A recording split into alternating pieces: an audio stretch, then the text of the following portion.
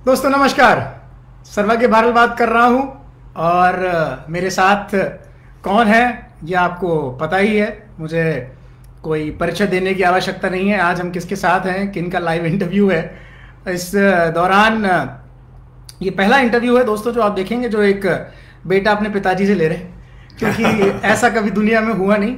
और इस दौरान तो होगा भी कैसे, बाहर से किसको बुलाएं और कौन उनका इंटरव्यू ले। और मैं तो ये आपको बहुत समय से बता नहीं पाया, पर अब बता दूं कि मेरी तो दिली तमन्ना थी कि एक दिन मैं इंटरव्यू लूं और मैं उनसे कुछ सवाल पूछूं, और वो भी लाइव। रिकॉर्डेड होता तो आप बोलते अरे यार रिकॉर्डेड है, मजा नहीं आ रहा है, पर ये तो लाइव है और लाइव में कुछ भी पूछ सकता हूं मैं। बाजी मेरे हाथ में बाजी मेरे हाथ में। और आपसे सवाल भी हमने लिए हैं। आपके सवाल इस लाइव के बारे में आपको पहले बता दिया था। सवाल कुछ आए भी हैं, पर ज्यादातर लोगों के तो शुभकामनाएं आए हैं, क्योंकि लोगों को तो शायद ऐसा लगता है कि आप जो भी कहेंगे वो सबसे बढ़िया ही होगा, और उन्हें कोई सवाल ऐसा है ही नहीं। उनके तो शुभकामनाओं के संदेश आए हैं ज्यादातर लोगों के, क्योंकि ये ऑलमोस्ट 25 से 50 हजार लोगों तक पोस्ट शेयर हुआ और कोई सवाल ऐसा देखने को नहीं मिला हमको जो शायद हम ना जानते हों पहले से। पर फिर भी कुछ सवाल आए हैं, वो हम लेंगे। आज पूरी डिटेल में बात करेंगे, हमारे साथ बने रहिए। आज वो सारे सवालों का जवाब मिल जाएगा आपको जो आपको कभी ना कभी परेशान करते रहते हैं। डायरेक्ट सेलिंग इंडस्ट्री से जुड़े हुए सारे लोग मेरे ख्याल से आज यहां पर होंगे। जो लीडरशिप है वो यहां पर होगी। इस लाइव को और लाइव इंटरव्यू को शुरू करने से पहले मैं आपको बता दूं डिस्क्लेमर कि ये किसी कंपनी विशेष के लिए या कंपनी विशेष पर आधारित इंटरव्यू नहीं है। कंपनी विशेष के बारे में, किसी भी कंपनी विशेष के बारे में यहां पर कोई बात नहीं की जाएगी। हम किसी कंपनी को डीआइडेंटिफाई करने का कोई मानस नहीं रखते। हम भी किसी ना किसी डायरेक्ट सेलिंग कंपनी से जुड़े हुए हैं और हम उस कंपनी को प्रमोट करने का भी कोई मानस नहीं रखते। इस डिस्क्लेमर के साथ हम इस लाइव को शुरू कर रहे हैं, इसलिए आप रिलैक्स कर सकते हैं, क्योंकि मुझे पता है कि पूरी इंडस्ट्री के लोग आज हमारे साथ यहां पर हैं। और जब इंडस्ट्री के लोग होते हैं तो हम इंडस्ट्री की बात करने के लिए यहां पर हैं, किसी कंपनी विशेष की बात करने के लिए नहीं। और इंडस्ट्री के फंडामेंटल्स पे आज बात होगी। इंडस्ट्री में कौन सी कंपनी को चुने जो सबसे सही है। जब हम उस पर बात कर रहे हैं तो उसके बाद आपके पास फ्रीडम है। जिस कंपनी में हम हैं वही सबसे बढ़िया है, ऐसा भी बिल्कुल नहीं है। मार्केट में बहुत सारी और कंपनियां हैं, सैकड़ों नहीं हजारों कंपनियां हैं दुनिया में जो बहुत अच्छा काम कर रही हैं। पर देश काल की परिस्थिति को देखते हुए कौन सी कंपनी सही है, इंडस्ट्री के फंडामेंटल्स को कौन सी कंपनी फॉलो कर रही है, नहीं कर रही है, ये चुनाव आपके ऊपर छोड़ देंगे हम तो आज सिर्फ डिस्कस करने वाले हैं कि क्या सही है और क्या गलत है। किन से बात करेंगे उनके बारे में मुझे बताने की जरूरत नहीं है। 21 साल का बहुत बड़ा एक्सपीरियंस रखते हैं। उन्हें सारे उतार चढ़ाव देखे हैं, उन्होंने ऊंचाइयों को भी हासिल किया, और उन सबका सबसे बड़ा साक्षी मैं आपके सामने बैठा हूं। मैंने सबसे ज्यादा नजदीक से अगर किसी ने देखा है उनको, तो मैंने देखा है। 9 साल का था मैं, 21 साल पहले, 8.5 साल का, तब से लेकर आज तक की जर्नी, जब मैं खुद इस डायरेक्ट सेलिंग इंडस्ट्री का पार्ट हूं, तब से लेकर साथ में धक्के खाए, साथ में जमीन से मतलब सम्मान भी पूरा लिया। मैं ये नहीं कहूंगा, 2004 में ऐसा समय है जब मेरी 2 लाइनें आज हजारों लाखों लोगों को याद है। वो मुझे खुद बताते रहते हैं कि 2004 में आपने ऐसा कहा था। तब से लेकर नगर नगर, शहर शहर, लिमोजिन और मर्सिडीज में स्वागत। और उसके बाद एक ऐसा निर्णय जब उन्होंने लिया, अपने पूरे एक बने बनाए महल को गिरा दिया, और उसके बाद की जर्नी बहुत टफ रही। उसमें मैंने पूरा कंधे से मिलाकर साथ दिया, क्योंकि मैं मानता हूं कि पुत्र का अगर सबसे बड़ा कोई धर्म है तो वो यही है कि वो अपने पिता का मान रखे और पिता का सम्मान रखे और उनका साथ दे। तो उस जर्नी पे हम पूरी बात करेंगे, उनसे जानेंगे कि इस जर्नी, क्योंकि देखिए प्रैक्टिकल नॉलेज बहुत जरूरी है। प्रैक्टिकल नॉलेज जिस आदमी को है ना, वही व्यक्ति अपने दर्द और अपने घाव जानता है, अपने सुख और दुख जानता है, सब कुछ बता सकता है जो उसने भोगा है। वो व्यक्ति जो किताब पढ़ के बताए कि ये सही है ये गलत है, मुझे नहीं लगता कि वो व्यक्ति सही है। क्योंकि कोई आदमी किताब पढ़ ले प्रधानमंत्री कैसा बना जाए, बजाय इसके कि उस व्यक्ति से हम सीखें, बजाय इस बात के कि जो व्यक्ति खुद प्रधानमंत्री बना हो उससे हम सीखें। तो आज वही समय है जब हम जो व्यक्ति ने खुद who's been there, who's done that, उनसे हम जान रहे हैं कि कैसे चुने एक सही कंपनी डायरेक्ट सेलिंग के अंदर। इस लाइव को करने की आवश्यकता क्या पड़ी, सबसे पहले तो मैं ये भी बता दूं अगले 1 मिनट के अंदर। हम देख रहे हैं कि कुछ इस समय कुछ लोग ऐसे हैं जो कहीं ना कहीं डायरेक्ट सेलिंग इंडस्ट्री के बेसिक फंडामेंटल्स के साथ खिलवाड़ करने पे तुले हुए हैं, आमादा हैं या कर रहे हैं, अपने फायदे के लिए या लोगों को अपनी तरफ खींचने के लिए या सिर्फ अपना गेन हो, सामने वाले का नुकसान हो। ऐसा ही करने के लिए शायद कुछ लोग फंडामेंटल के साथ जाने अनजाने में खिलवाड़ कर रहे हैं। मैं किसी पे आरोप नहीं लगा रहा हूं, पर जाने अनजाने में कह रहा हूं खिलवाड़ कर रहे हैं। और अगर वो फंडामेंटल क्लियर नहीं होंगे तो शायद हम बहुत ज़्यादा आगे नहीं जा पाएंगे। और ये इंडस्ट्री की बात है, इंडस्ट्री को 65,000 करोड़ तक लेके जाना है और इंडस्ट्री 65,000 करोड़ तक जाएगी तभी सबका भला होगा। परिस्थिति के हिसाब से सिद्धांत बदलने वाले लोगों को अगर हम फॉलो करेंगे तो शायद कहीं नहीं पहुंचेंगे, परंतु सिद्धांत हमारे पक्के हों, परिस्थिति जाए जैसी हो, परिस्थिति को हम उस तरह बदल लेंगे। तो इसलिए आए गए दिन, आने वाले दिनों में कभी कोई कुछ कहेगा, कभी कुछ कहेगा, पर हमारे सिद्धांत क्या हों उस बात पे बात करना बहुत जरूरी है। कभी कांग्रेस 70 साल से राज करती थी तो हमें लगता था कि कांग्रेस सबसे बढ़िया पार्टी है, लोग कांग्रेस को वोट करते थे, कांग्रेस के भी सपोर्टर। फिर मोदी जी आए, मोदी जी बोले मैं बहुत अच्छा राज दूंगा। मैं सिर्फ उदाहरण दे रहा हूं। और कांग्रेस ने ऐसा किया, कांग्रेस ने वैसा किया, लोगों ने मोदी जी को वोट दे दिया। फिर केजरीवाल जी आ गए, केजरीवाल जी ने कहा कि भैया मैं दूंगा, ये सारे चोर हैं, तो लोगों ने केजरीवाल जी को भी चुना।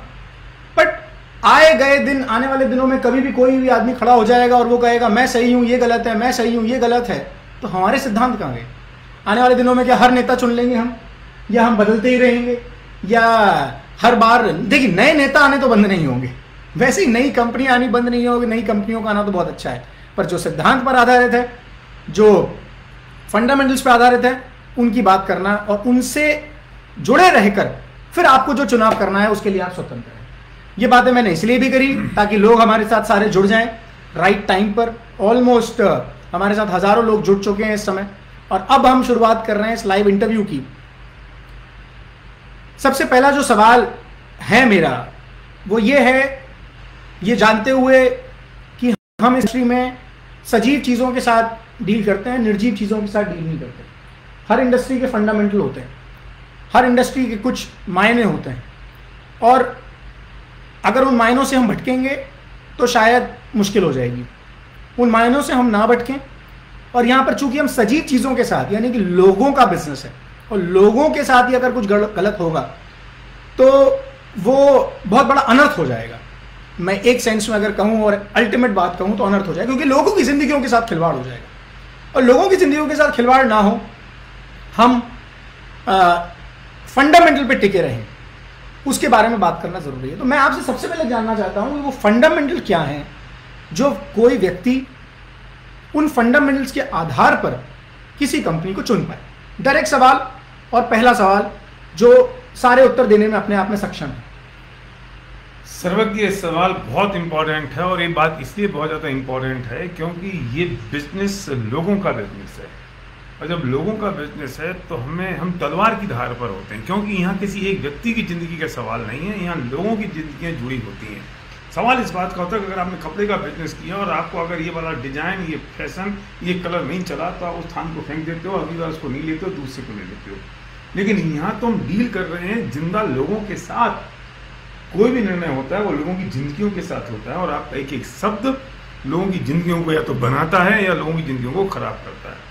तो जिस दिन हम डायरेक्ट सेलिंग इंडस्ट्री में आया तो मैंने सबसे पहले कसम ये खाई कि मैं किसी दुश्मन को भी गलत सलाह नहीं दूंगा और दूसरी बात ये कि अपने स्वार्थ के लिए किसी को सलाह नहीं दूंगा। तो इसलिए मैं ये बात आपसे कहना चाहता हूँ कि आज मैं जो भी बात आपसे कर रहा हूँ, अभी मत समझना कि हम किसी कंपनी से जुड़े हुए हैं इसलिए हम उसकी ही प्रशंसा तो करेंगे ही।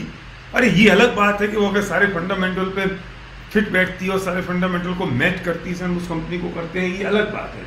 कि हम तो आपसे भी ओपन ऑफर करते हैं ना कि वो जो मैं फंडामेंटल की हम बात कर रहे हैं वो जो फॉलो करे हम उसके साथ काम से करें ना। तो इम्पोर्टेंट है कि उन फंडामेंटल्स को कौन पूरा कर रहा है। डायरेक्ट सेलिंग कंपनी ये पूरा पैकेज होता है और डायरेक्ट सेलिंग इंडस्ट्री में अगर हम काम कर रहे होते हैं तो ये पूरा पैकेज है, वो एक चीज पे डिसाइड नहीं होता। लोग एक एक चीज पे डिसाइड कर लेते हैं। लोग ऐसे डिसाइड कर लेते हैं कि यहाँ पे साबुन 5 रुपये महंगी, वहाँ 5 रुपये सस्ती है, वहाँ पे 10 रुपये महंगी, वहाँ 20 रुपये सस्ती है, और यहाँ 5 रुपये तेल महंगा है, वहाँ 2 रुपये सस्ता है, और वहाँ पे 10 रुपये महंगा है। तो उससे डिसाइड कर लेते हैं कि हमें कौन सी कंपनी में जाना चाहिए, हमें क्या काम करना चाहिए। लोग इस बात से डिसाइड कर लेते हैं अपनी जिंदगी कि यहाँ पे 2 लाख बनानी पड़ती हूँ, 6 बनानी पड़ती हूँ, 10 बनानी पड़ती हूँ, 1 बनानी पड़ती हूँ, वीकली पैसा आता है, वहाँ मंथली पैसा आता है, वहाँ पे बोनस आता है, इन सब चीज़ों से डिसीजन नहीं होते हैं। नहीं तो सबसे सस्ते प्रोडक्ट्स ही चलेंगे बाजार में, ये मान लें या तो। यही तो समस्या है, इस एक चीज़ से डिसाइड नहीं होता ना। हम वो व्यक्ति हैं कि जब हमने 99 में इंडस्ट्री में आए तो हमें समझ में आता था कि यार दुनिया में एक ही कंपनी होती है, एक ही धंधा होता है, दूसरी चीज़ ही नहीं होती है, और यही सब कुछ है। और 99 से लेके हमने 2011 तक वो काम किया, 2012 के बाद छोड़ा, हम दूसरी कंपनी में गए, वो कंपनी हिंदुस्तान छोड़ के चली गई। मतलब तजुर्बा बहुत बड़ा है, और जब तजुर्बा बहुत बड़ा, इसे कहते हैं ना कि आप अनुभव से सीखते हो, और जब आप सीख जाते हो तो वही अनुभव आपके काम आता है। सही। तो जो फेलियर आदमी होगा वही आपको सक्सेस प्रिंसिपल सिखा पाएगा। अब जो सक्सेसफुल होगा सीधा सीधा ऐसा ग्राफ जा रहा होगा, वो सक्सेस प्रिंसिपल आपको धीरू भाई अंबानी जितने बढ़िया सिखा सकते हैं उतने बढ़िया मुकेश अंबानी नहीं सिखा सकते, और अनिल अंबानी आज नहीं सिखा सकते क्योंकि वो फेल हो गए हैं। अनिल अंबानी जब दोबारा सक्सेसफुल होंगे तब वो सिखा पाएंगे बेस्ट ऑफ द बेस्ट तरीके से कि यार सही चीज क्या हो सकती है। तो लोग कहते हैं कि भरत साहब ने वो किया, वो फेल हो गए, वो सक्सेसफुल हो गए, वो आ गए। हाँ, वो हमारे लिए, वो हमारे क्रेडेंशियल्स हैं, वो हमारे लिए प्लस पॉइंट रहा। और फिर हमने अपनी कंपनी शुरू करी आयुशांते, और आयुशांते को हमने फिर मर्ज कर दिया वेस्टीज के साथ। तो वो जो पूरा का पूरी जर्नी रही, जो बात हमने उस दौरान सोचा, जो हमने पूरी दुनिया की स्टडी करी, पूरी दुनिया की कंपनियों की स्टडी करी, उसके बाद इस चीज की स्टडी करी कि आइडियल डायरेक्ट सेलिंग कंपनी कैसी होनी चाहिए। जब आइडियल डायरेक्ट सेलिंग कंपनी के बारे में आपको पता लग जाएगा तो आप ये समझ जाएंगे कि यार मैं कहाँ फिट बैठता हूँ। और फिर मुझे वो काम, इंडस्ट्री बहुत मैच्योर हो गई है, इंडस्ट्री को लगभग 22 साल हो गए हैं हिंदुस्तान में, दुनिया में 125 साल हो गए हैं इससे, और अब 65,000 करोड़ जानी जब इंडस्ट्री KPMG की रिपोर्ट है, तो अब मैच्योरिटी का लेवल तो बिल्कुल पीक पर है, और हर व्यक्ति ने इसे एक्सेप्ट करना शुरू कर दिया है कि अब सही चीज क्या है और गलत क्या है। तो पहली बात तो मैं कहना चाहता हूं कि हमें यह सोचना चाहिए कि जो प्रोडक्ट्स हैं कंपनी के पास वो किस तरह से हैं। 2 तरह के प्रोडक्ट्स होते हैं, एक होता है नीड क्रिएशन, दूसरा होता है रिप्लेसमेंट। एक तो प्रोडक्ट्स मेरे ऐसे हैं कि जो मुझे नीड ही क्रिएट करनी पड़ेगी, मैं आके तुम्हें समझाऊं कि भैया ये 5,000 रुपये की क्रीम ले लो तो ये एंटी एजिंग हो जाएगी। अब मैं ये नीड क्रिएट करना पड़ेगा, मुझे तुम्हें समझाना पड़ेगा, मुझे समझाना पड़ेगा यार ये सप्लीमेंट ले लो तुम्हारी जिंदगी में बहुत बड़ा चेंज आ जाएगा। दूसरा ये है कि तुम्हें जो प्रोडक्ट्स यूज कर रहे थे ना, इन प्रोडक्ट्स को रिप्लेस कर दो। तो आसान काम कौन सा है? आसान काम है रिप्लेस करना। तो प्रोडक्ट्स की बकेट ऐसी होनी चाहिए जिसमें प्रोडक्ट्स रिप्लेसमेंट के साथ शुरू करें और हम उसे नीड क्रिएशन पे भले ही ले जाएं। देखो ये वेलनेस इंडस्ट्री है, यहाँ हेल्थ की जरूरत तो होगी, और हेल्थ के प्रोडक्ट्स होते हैं नीड क्रिएशन के, लेकिन जब मैं एंट्री करूं तो मेरा एंट्री पॉइंट जो है वो रिप्लेसमेंट से हो, जिससे आदमी का अच्छा मैं तो कंज्यूमर तो ऑलरेडी हूँ और मुझे रिप्लेस करने प्रोडक्ट, मैं अगर रिप्लेस कर दूंगा तो मेरा काम हो जाएगा और मैं बिजनेस करूंगा। धीरे धीरे जब मेरी उससे रिलेशनशिप बनती है, मेरी दोस्ती बनती है, मैं उसको शिफ्ट करता हूँ जब कुछ नीड क्रिएशन वाले प्रोडक्ट्स पर जो वास्तव में जरूरी और एसेंशियल है। हिंदुस्तान 125 करोड़ का देश है, 125 करोड़ के देश में मुझे किस तरह के प्रोडक्ट चाहिए? मास है, लोग हैं, दुनिया भर के लोग हैं, तो मुझे ऐसे प्रोडक्ट्स चाहिए जो मासेस के प्रोडक्ट्स हों, क्लासेस के प्रोडक्ट्स नहीं लेंगे। तुम अगर मुझसे कहोगे पापा मुझे अगर एक दुकान खोलनी है तो एक साइकिल की और एक मर्सिडीज की, बोलो मैं किसकी खोलूं? ये यहाँ साइकिल का वॉल्यूम कम होगा लेकिन डिमांड सबसे ज्यादा है क्योंकि ये मासेस की चीज है। तो मुझे उन प्रोडक्ट्स में डील करना पड़ेगा जो मासेस के हों। कुछ लोग होते हैं, कुछ कंपनियां होती हैं जो एक सिंगल प्रोडक्ट्स का, एक सिंगल कंटेंट का प्रोडक्ट्स बना लेती हैं और उसी प्रोडक्ट्स को फिर वो प्रमोट करना शुरू कर देते हैं लाइक एनीथिंग।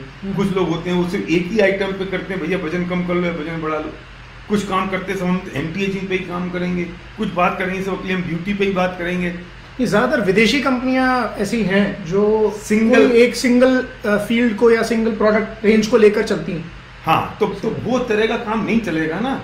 उस तरह का अगर काम चलेगा तो हमें वो लोग ढूंढने पड़ेंगे जो वो काम कर रहे हैं। लेकिन मैं 133 करोड़ लोगों तक जाना चाहता हूं, हम मासेस में काम करना चाहते हैं, तो मुझे वो काम करना है जो लोअर मिडिल क्लास के क्या काम आ रहा है सामान, अपर मिडिल क्लास के काम क्या आ रहा है, जो उसके अपर क्लास के लिए क्या काम आ रहा है। हर कैटेगरी के प्रोडक्ट्स आपके पास होने चाहिए, ना कि कुछ एक कैटेगरी के या 5,000 से आपकी रेंज शुरू हो रही है वो आप समझाते फिर रहे हो, फिर लोगों को ढूंढते फिर रहे हो, और वही लोग चाहिए आपको उसी कैटेगरी के, फिर आप अकेले सप्लीमेंट में काम करो तो फिर उन्हीं लोगों को ढूंढना शुरू कर दो।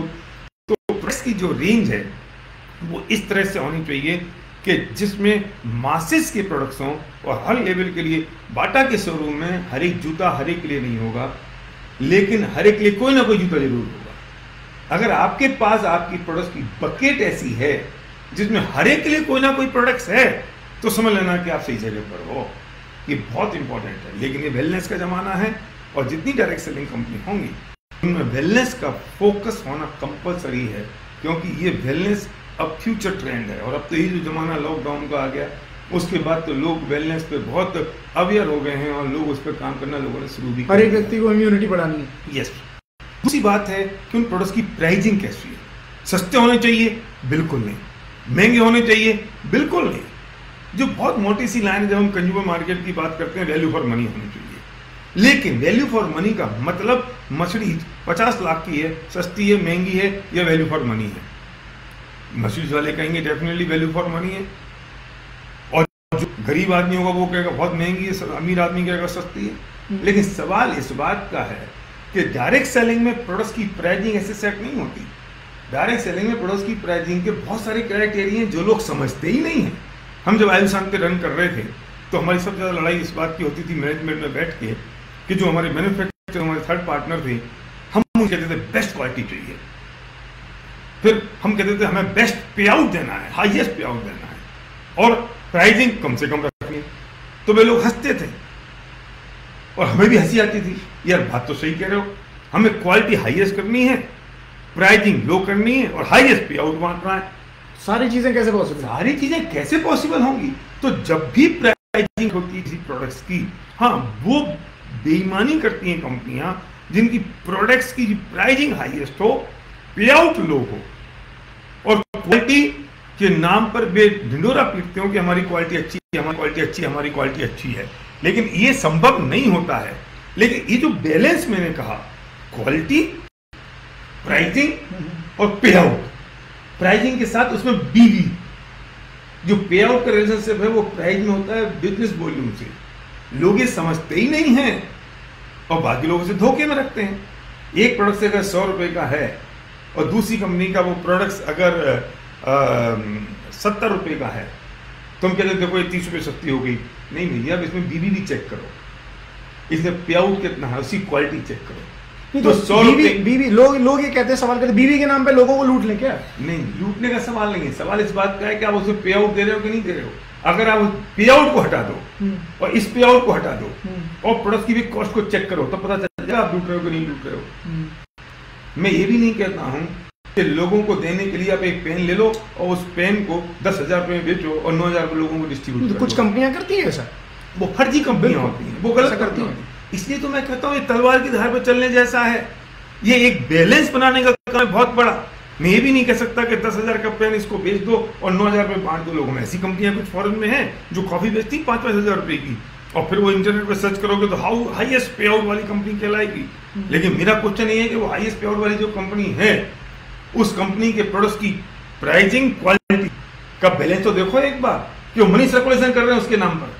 मतलब ये बहुत बुद्धिमत्ता का काम है जिसमें लोग बहुत कैजुअली ले लेते हैं, और इतनी समझदारी का काम इसमें करना पड़ेगा कि वो बैलेंस भी होना चाहिए और इंटेंशन भी उसके पीछे पता होना चाहिए कि इंटेंशन क्या है। मतलब 10 रुपए की चीज को 1,000 रुपए में बेचें, 100 रुपए की चीज को 10,000 में बेचें, ये गलत है। पर अब मुझे ऐसा लगता है कि 10-20 रुपए का फर्क तो कभी भी आ सकता है। वो तो कंपटीशन के नाम पे कोई भी लग सकता है। कंपटीशन के नाम पे। दूसरी बात, एक बहुत बड़ी एग्जांपल दिया, घर बनाते समय एक आर्किटेक्ट से मेरी बात हो रही थी, हमारा भी घर बन रहा है अभी, तो मेरी आर्किटेक्ट से जब बात हो रही थी तो वो कह रहे थे कि सर मार्केट में तो बहुत हलचल होती है, सबकी इंडस्ट्री की बात कर रहा हूँ मैं डायरेक्ट सेलिंग से अलग बात कर रहा हूँ। और उन्होंने कहा कि सर क्या होता है कि हमारा पूरा सेटअप है, हमारे पास 10-20-25 लोग हैं, हमारा पूरा आर्किटेक्ट का बेस है, मेरे जूनियर आर्किटेक्ट्स हैं, वो ड्राइंग बनाते हैं, लेआउट बनाते हैं, आपको सपोर्ट करते हैं, आपके घर में जाकर आपको पूरा बताते हैं, ड्राइंग समझाते हैं लेबर को। अब होता क्या है, नए नए लड़के आ जाते हैं आर्किटेक्चर पढ़ के। अब नया नया लड़का होता है, वो नया नया लड़का कॉलेज से निकल कर आया, बड़े से बड़ा प्रोजेक्ट ले लेता है, किस नाम पे? 25,000 रुपए में आपका पूरा प्रोजेक्ट कर दूंगा। अब नया आदमी फिसल जाता है।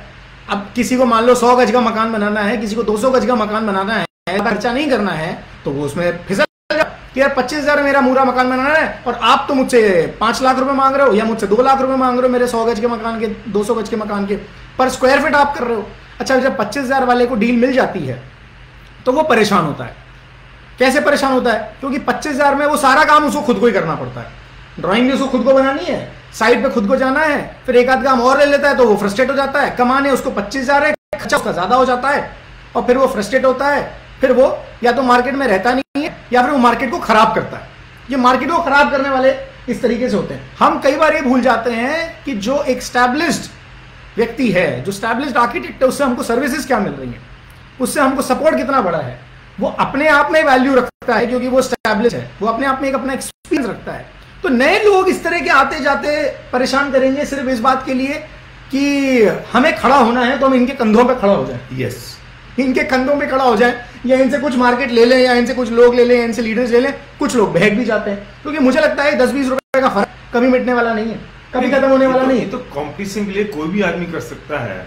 और वो तो दुनिया में आप अगर दुकानदार पे अगर 4 दुकानें लाइन से लगी हुई हैं दवाई की इवन, तो वो आप पूछने जाते हो कॉम्फिले में, वो समझ जाता है इस आदमी को कॉम्फिलेम की जरूरत है ना, और ये प्राइस चेक कर रहा है अभी और कौन सी दुकान पे सस्ती मिल जाएगी, और ये दवाई में नहीं होगा तो ये इलेक्ट्रॉनिक्स में आराम से होता है, ये किसी भी चीज में होता है। ये भी तो ठीक नहीं है ना। कोई एक कंपनी है जो मान लीजिए 80 रुपए का टूथपेस्ट बेचती है और उसके बाद वो कर दे उसको 250 रुपए का। एक कंपनी है जो 300 रुपए का टूथपेस्ट था इनका आज से 5 साल पहले, उन्होंने उस टूथपेस्ट को कर दिया 600 रुपए का। पर कोई कंपनी है जिसका 50 का था उसने 60 ही किया, उसने ज्यादा नहीं किया। मे बी उसको सारी चीजों को ध्यान में रखते हुए कि डिस्ट्रीब्यूटर को पैसा भी जाए, मे बी इस बात को ध्यान में रखते हुए कि उन्होंने कुछ क्वालिटी एनहांस करी है, मे बी। तो मतलब ये भी नहीं होना चाहिए कि वो 5-6 गुना प्राइस बढ़ जाए किसी प्रोडक्ट, बिल्कुल अफोर्डेबिलिटी से बाहर नहीं चला जाए। ना क्वालिटी के नाम पे आप प्राइस बढ़ा सकते हो, ये बैलेंस है बहुत बड़ा। ना क्वालिटी के नाम पे प्राइस बढ़ा सकते हो, ना आप हाईएस्ट पे आउट के नाम पे प्राइस बढ़ा सकते हो। आपको रीजनेबल प्राइस रखनी पड़ेगी, आपको रीजनेबल पे आउट देना पड़ेगा। मैं पे आउट भी रीजनेबल कह रहा हूं। अगर आपने हाईएस्ट पे आउट की बात करी, बहुत ज्यादा पे आउट की बात करी, तो अल्टीमेटली तेल तो तलों में से निकलेगा। आप प्रोडक्ट्स की प्राइस बढ़ाना शुरू कर दोगे या उसकी क्वालिटी कराना शुरू कर दोगे, और क्वालिटी भी आपको अच्छी देनी पड़ेगी, बेस्ट देनी, वरना लोग दोबारा उन प्रोडक्ट्स को खरीदेंगे नहीं। तो इसलिए मैं कहता हूं ये ना समझ का काम नहीं है।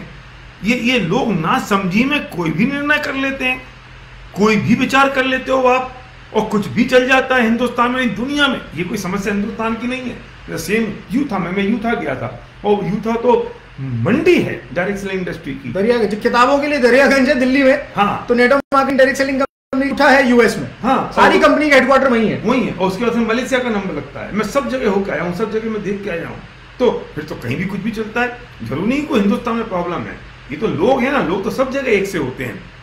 और हम कुछ भी सोच के, अब एक कंपनी है, हम तो प्रतिज्ञा करके बैठे कि हमें किसी का नाम नहीं लेना, कभी किसी की बुराई नहीं करनी है। वो सिंगल प्रोडक्ट्स पर ही काम करती है, उसके अपने लोग होते हैं, वो अपने लॉजिक पर काम करते हैं, अपना मार्केट है। तो कौन सही है कौन गलत है इसकी बात हम कतई नहीं कर रहे हैं, ना कभी करेंगे। हम ये बात कह रहे हैं कि भाई मुझे अपनी जिंदगी का मामला है, मुझे अपनी जिंदगी चलानी है, तो मैं क्या काम करूं, मुझे अपनी जिंदगी में अपने सपने पूरे करने हैं, तो मैं कौन से कंपनी को ज्वाइन करूं, किस ढंग से डायरेक्ट सेलिंग करूं, मैं उस बात कर रहा हूं। और हम मुद्दा इस बात का है कि इतनी ये पतली धार है जिसे हर आम आदमी समझ नहीं पाता है, और हमें समझ में 21 साल लग गए हैं। इसलिए मैं कहता हूं कि प्राइसिंग, प्रोडक्ट्स, उसका पे आउट, इन सब का बैलेंस बनाना जरूरी है। अब आप प्राइस कंपटीशन में डाउन कर दो, आप बीबी डाउन कर दो, आपको पता नहीं चलेगा, तो पे आउट कम चला जाएगा। आपने हाई बीबी कर दिया, आपने प्राइस हाई कर दी, आपने थोड़े क्वालिटी के नाम पे आपने कुछ फुंसू डाल दिए 2-4, या फिर आपने लो क्वालिटी कर दी, आपने फिर झुंझुना पकड़ा दिया। कितने सारे कॉम्बिनेशन कॉम्बिनेशन हैं। जितनी बाइनरी कंपनियां चला करती हैं, वे क्या करती हैं, उन्होंने एक कोई घड़ी ले आया 100 रुपए की और 5,000 रुपए में बेचना शुरू कर दिया। वो कुछ भी बांट सकते हैं, वो कुछ भी बांट सकते हैं। अच्छा, कपड़े का काम चलता था, भीलवाड़ा से कपड़ा बनवा लिया, कपड़े का पैकेज बनवा लिया, 3,000 रुपए में वो कपड़े का पूरा पैकेज बेच रहे हैं, और फिर वन टाइम ले लो और डायरेक्ट सेलिंग हो गई। अब वो डायरेक्ट सेलिंग हो रही है कि मनी सर्कुलेशन हो रहा है, समझ नहीं आता। सरकार को डायरेक्ट सेलिंग का रूल बनाने में सबसे बड़ी समस्या ये है कि कोई भी प्रोडक्ट ला के दे देगा और मनु सर्कुलेशन करेगा उस प्रोडक्ट की आड़ में और एक कह देगा हमारी डायरेक्ट सेलिंग है। अब सरकार उसे कैसे आइडेंटिफाई करे कि ये रियल है और रियल नहीं है, ये बड़ा सबसे बड़ा मुद्दा है। क्या करें? आप कुछ भी आओ और आप कहते हो ये तो हमारी प्राइस है और हम प्राइस में दे रहे हैं, आप प्राइस कंट्रोल कैसे करेगी सरकार उस बात का? तो ये बहुत बड़ा मुद्दा डायरेक्ट सेलिंग में है और ये मुद्दा आम मार्केट में है, मैं उसकी बात नहीं करता हूं। यहाँ प्रॉब्लम क्या है कि यहाँ पर लोग जुड़े हुए हैं, यहाँ लोग कनेक्टेड है, ये सब थोड़ा समस्या है। और जब लोग कनेक्टेड होते हैं तो वो समस्या खड़ी होती है और वो बड़ा प्रॉब्लम होता है डायरेक्ट सेलिंग को आइडेंटिफाई करते वक्त। हम किस उस पे पहुंच रहे हैं अब? राइट प्रोडक्ट्स में जो हमारा कंक्लूजन निकला वो कंक्लूजन ये है कि प्राइस, क्वालिटी एंड पे आउट। ओके, तो प्राइस, क्वालिटी, पे आउट का बैलेंस चाहिए। अब आप 2 रुपए की पेंसिल बेचो, बोलो मेरे सबसे सस्ती पेंसिल है, तो लोग आपके पास आ जाएं और फिर पेंसिल बेचना शुरू कर दो, पैसे ही नहीं मिले। 10 रुपए की आप चीज बेचो और बोले 10 रुपए सस्ता है, 10 रुपए का है, और लोग आपके पास आ जाएं, तो फिर तो ऐसा है कि सबसे सस्ते प्रोडक्ट्स वाली डायरेक्ट सेलिंग कंपनी चलेगी दुनिया में और फिर कोई और डायरेक्ट सेलिंग चल ही नहीं सकती। तो इसलिए प्राइस, क्वालिटी एंड पे आउट, तो इन तीनों पे हम कंक्लूजन पे निकल रहे हैं प्रोडक्ट्स को लेकर। अब आती है बात रेंज ऑफ प्रोडक्ट। मतलब मासेस के प्रोडक्ट चाहिए, क्लासेस के ही सिर्फ हो प्रोडक्ट्स, ऐसा नहीं चलेगा। बिल्कुल इन राइट चीजों, 3 चीजों का बैलेंस देखें और उसके बाद निर्णय लें प्रोडक्ट्स के आधार पर। ओवर वैल्यू नहीं होना चाहिए, प्रोडक्ट्स की प्राइसिंग ओवर वैल्यू नहीं हो, जो लोगों की रीच में ही नहीं हो। हम किन लोगों को ढूंढेंगे? हम तो ये कहते हैं डायरेक्ट सेलिंग का मतलब कि सड़क पर निकल जाओ, जो आदमी टकरा जाए वो आपका प्रोस्पेक्ट है, जो आदमी दिखाई दे रहा है वो आपका प्रोस्पेक्ट है, क्योंकि आपके पास हर एक के लिए हर प्रोडक्ट से शर्त ये है कि उसके पास सपने होने चाहिए, शर्त है कि उसके पास कोई ड्रीम होनी चाहिए, शर्त है कि वो कुछ करने का जज्बा रखना चाहिए। और फिर वो रखने का जज्बा है, लेकिन आप इस वजह से उसके पास नहीं कर पा रहे हो क्योंकि आपकी जो मिनिमम प्रोडक्ट की प्राइस है वो तो है ही 2000 रुपए की। तो अब वो फिर आपने तो क्या डायरेक्ट सेलिंग करी? तो ये कॉम्बिनेशन बहुत बड़ा है और इसकी बहुत डीप स्टडी की जरूरत पड़ती है, किसी भी आदमी को पूरी रिसर्च की जरूरत पड़ती है किसी भी व्यक्ति को, तब कहीं वो निष्कर्ष पर पहुंच पाता है। चाहे वो कंपनी ओनर हो, कंपनी खोल लेते हैं लोग, तजुर्बा नहीं होता, क्या करेंगे? कंपनी खोलना बहुत आसान है, बहुत आसान है। कंपनी खोल लेते हैं ऐसे लोग जो कभी डिस्ट्रीब्यूटर रहे होंगे, वो कंपनी खोल लेते हैं ऐसे लोग जो कोई ट्रेडिशनल बिजनेस कर रहे होते हैं और वो कहते हैं कि हमें कंपनी खोलनी है, ये शुरू कर देते हैं। डायरेक्ट सेलिंग का डी नहीं पता होता है। कंपनी खोल लेते हैं ऐसे लोग जो नए एंटरप्रेन्योर हैं, उनको अपने प्रोडक्ट्स बेचने हैं, वो खोल लेते हैं। कोई वेल्दी बंदा हो, वो अपना पैसा लगा देता है, उसे पता नहीं है कि डायरेक्ट सेलिंग में काम कैसे चलता है, उसने जिंदगी में कभी प्लान नहीं दिखाया, उसने जिंदगी में कभी होम मीटिंग नहीं करी और वो पैसा लगा के किसी आदमी को बिठा दे कि आप कंपनी चलो। ऐसा हमारे साथ भी हुआ और हमने तजुर्बा है ये हमारा, कि जो हमारे बड़े फाइनेंशियल पार्टनर थे वो बड़े आयु शांति में जो बिजनेसमैन थे, पर उन्होंने डायरेक्ट सेलिंग के बारे में नहीं पता था और वो तो सिर्फ पैसा लगाने वाले थे और अल्टीमेटली उनको जब समझ में नहीं आया धंधा तो उन्होंने हाथ खींचने की कोशिश करी। तो फिर हमें कोई ना कोई एक सेफ रास्ता निकालना था और वो रास्ता हमने निकाला। तो इसीलिए ये भी बड़ा एक इशू है कि जब आप किसके हाथ में अपनी जिंदगी की बागडोर दे रहे हो, सबसे पहले ये तो चेक करो, चेक करना नेता, हमारा नेता कैसा हो, वो तो चुनो। वो चुनते नहीं है और लाखा चल रहा है, अंधी दौड़ में चल रहे हैं कि कोई जैसा आपने कहा कि कोई एक बात को पकड़ ली और उस बात में नहीं ये बढ़िया बोले नहीं, कल केजरीवाल अच्छा कह रहा था, आज मोदी जी अच्छा कह रहे हैं, कल केजरीवाल को वोट दिया, आज इसको वोट देंगे, रुकेगा कहाँ? रोज चलते रहो, रोज नए नेता होंगे, रोज नए वोट मांगेंगे। बिल्कुल। मेरे पास तुम्हें पता है परसों एक फोन आया था और वो कह रहा था कि सर मुझे एक डायरेक्ट सेलिंग कंपनी शुरू करनी है, तो भारत साहब मुझे कंसल्टेशन दे देंगे क्या? तो मैंने कहा जरूर दे देंगे, पर मेरा चार्ज होगा, सिर्फ मैं उनको कंसल्टेशन दूंगा 7 दिन के लिए और मेरा चार्ज होगा 10 लाख रुपए। तो सर्वर में से बोला आप दोगे उसे कंसल्टेशन और आप 10 लाख रुपए चार्ज करोगे? मैंने कहा हाँ, मैं उसे सबसे पहली सलाह ये दूंगा कि तू डायरेक्ट सेलिंग कंपनी मत खोल और तू अगर खोलेगा तो ये तकलीफें आएंगी। तो ये हंसने लगा। मैंने कहा भैया सलाह देने का मतलब थोड़ी है कि वो जो कर रहा है मैं उसकी हाँ में हाँ मिलाऊं, और 10 लाख रुपए में अगर वो टूट जाए तो करोड़ों के नुकसान से बच जाएगा ना। तो 10 लाख में सलाह दे दी, अगर वकील के पास जाओ, वो वकील आपसे कहेगा भैया मैं 1 लाख रुपए लूंगा, 1 लाख रुपए लेके कहते भाई साहब एक केस मत करो वरना भाग जाओगे, तो वो सलाह सही है कि गलत है? सही। तो इसलिए हम तो वो सब कर के बैठे हैं, तजुर्बेकार हैं, इसलिए आपको वो सलाह और देने की बात कर रहे हैं, वो बताने की बात कर रहे हैं। इंपॉर्टेंट पॉइंट कि जब डायरेक्ट सेलिंग को आप चूज करो तो दूसरा मुद्दा था सेल्स एंड मार्केटिंग प्लान। मैं फिर कह रहा हूं, लोग समझते नहीं हैं, लोग नादान हैं और दूसरे लोग नादानी का फायदा उठाते हैं। या तो लोग एक चीज प्रोडक्ट्स के दम पे डिसीजन कर लेंगे, या मार्केटिंग प्लान के हिसाब से डिसीजन कर लेंगे, या प्राइसिंग पर कर लेंगे, प्रोडक्ट्स की अलग अलग फैक्टर पर डिसीजन कर लेंगे। वो नहीं होना चाहिए, ये पूरा पैकेज है। अब सेल्स एंड मार्केटिंग प्लान की मैं अगर बात करूं तो प्लान लॉन्ग टर्म है या शॉर्ट टर्म है, ये बात समझनी पड़ेगी। हम जो बात कह रहे हैं, मैं फिर आपसे कह रहा हूं कि हमारा कतई उद्देश्य किसी व्यक्ति को हर्ट करना नहीं है, किसी कंपनी को हर्ट करना नहीं है, उसे बुराई करना नहीं है। लेकिन जब मैं कुछ बात करूं और किसी को बुरा लगे तो वो समझ ले कि हम कहीं ना कहीं गलती कर रहे हैं, इसलिए मुझे बुरा लगा है। तो मैं किसी पर पत्थर नहीं फेंक रहा हूं। और फंडामेंटल पर किसी को डिस्कशन करना हो तो जरूर वो डिस्कस कर सकता है, पर व्यक्तिगत चीजों से ऊपर उठ के। तो मुद्दा ये है कि अगर जिसको दर्द उसी को होगा जिसको चिन्ह बनाएगी, घाव होगा। तो हम कतई बहुत पवित्र भावना के साथ बात कर रहे हैं और बहुत पवित्र भावना के साथ हम आपसे बात चर्चा कर रहे हैं। मुद्दा इस बात का है कि लॉन्ग टर्म प्लान होना चाहिए। भाई साहब, आप डायरेक्ट सेलिंग में 6 महीने के लिए, 1 साल के लिए, 2 साल के लिए, 5 साल, 10 साल के लिए नहीं है, आप पीढ़ियों के लिए, जनरेशन के लिए हैं। मैं यहाँ 1 मिनट रोकना चाह रहा हूँ आपको, थोड़ा सा माफी चाहते हुए रोकना चाह रहा हूँ। ये बात कई लोग करते हैं कि, और कई लोग प्रचार भी कर रहे हैं इस बात का आपकी वीडियो के साथ, कि भारत साहब 2 लाख को प्रमोट कर रहे हैं, बाइनरी को प्रमोट कर रहे हैं। पहले तो वो लोग ये नक्की कर लें कि आपका प्लान 2 लाख का है या आपका प्लान जनरेशन है ना। और ये बात मैं आपको जानकारी के लिए बता दूं कि भारत साहब जनरेशन से दूर गए ही नहीं। भारत साहब ने कभी सिर्फ बाइनरी को प्रमोट किया ही नहीं। जब भारत साहब 12 साल तक एक प्लेटफॉर्म में थे, वो फुल ऑन जनरेशन प्लान था। जब उसके बाद हम मुनावी में आए, that is I entered the industry, उस समय मुनावी वाज अ हाइब्रिड प्लान। उसमें ज्वाइनिंग आपकी आधारित होती थी 2 लाख पर, और उसके बाद जनरेशन स्ट्रक्चर फॉलो होता था। प्लस आप अपने स्पॉन्सर्ड व्यक्ति को किसी के नीचे प्लेस कर सकते थे, जिसमें स्पॉन्सर के बेनिफिट आपको मिलते थे और प्लेसमेंट का बेनिफिट उसको मिलता था। यानी कि उसके पे आउट में कटौती भी होती थी जिस आदमी के नीचे प्लेसमेंट हुआ है।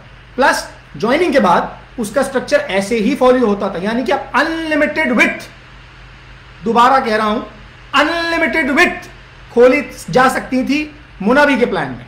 और उसके बाद जब हमने अपनी कंपनी शुरू करी आयुशांते में भी हाइब्रिड प्लान था, यानी कि ज्वाइनिंग का आधार होता था 2 लाख, पर उसके बाद अनलिमिटेड विड्थ जीवन भर तक आप जितनी 16 नहीं, 20 नहीं, 25 नहीं, 50, 100, 200, 500 विड्थ आप खोल सकते थे। और उसमें भी हर लेवल पे 5%, 5%, 5%, मुझे याद है क्योंकि मैं उसका पार्ट था, मैंने खुद अपने इनपुट्स दिए प्लान के डिजाइन होने के दौरान। तो इसीलिए भारत साहब पे ये आरोप लगाना, उन्होंने कभी बाइनरी को प्रमोट किया, कृपया करके ये ना करें। ना उन्होंने कभी बाइनरी को प्रमोट किया, ना करेंगे। वो जनरेशन पे आधा था।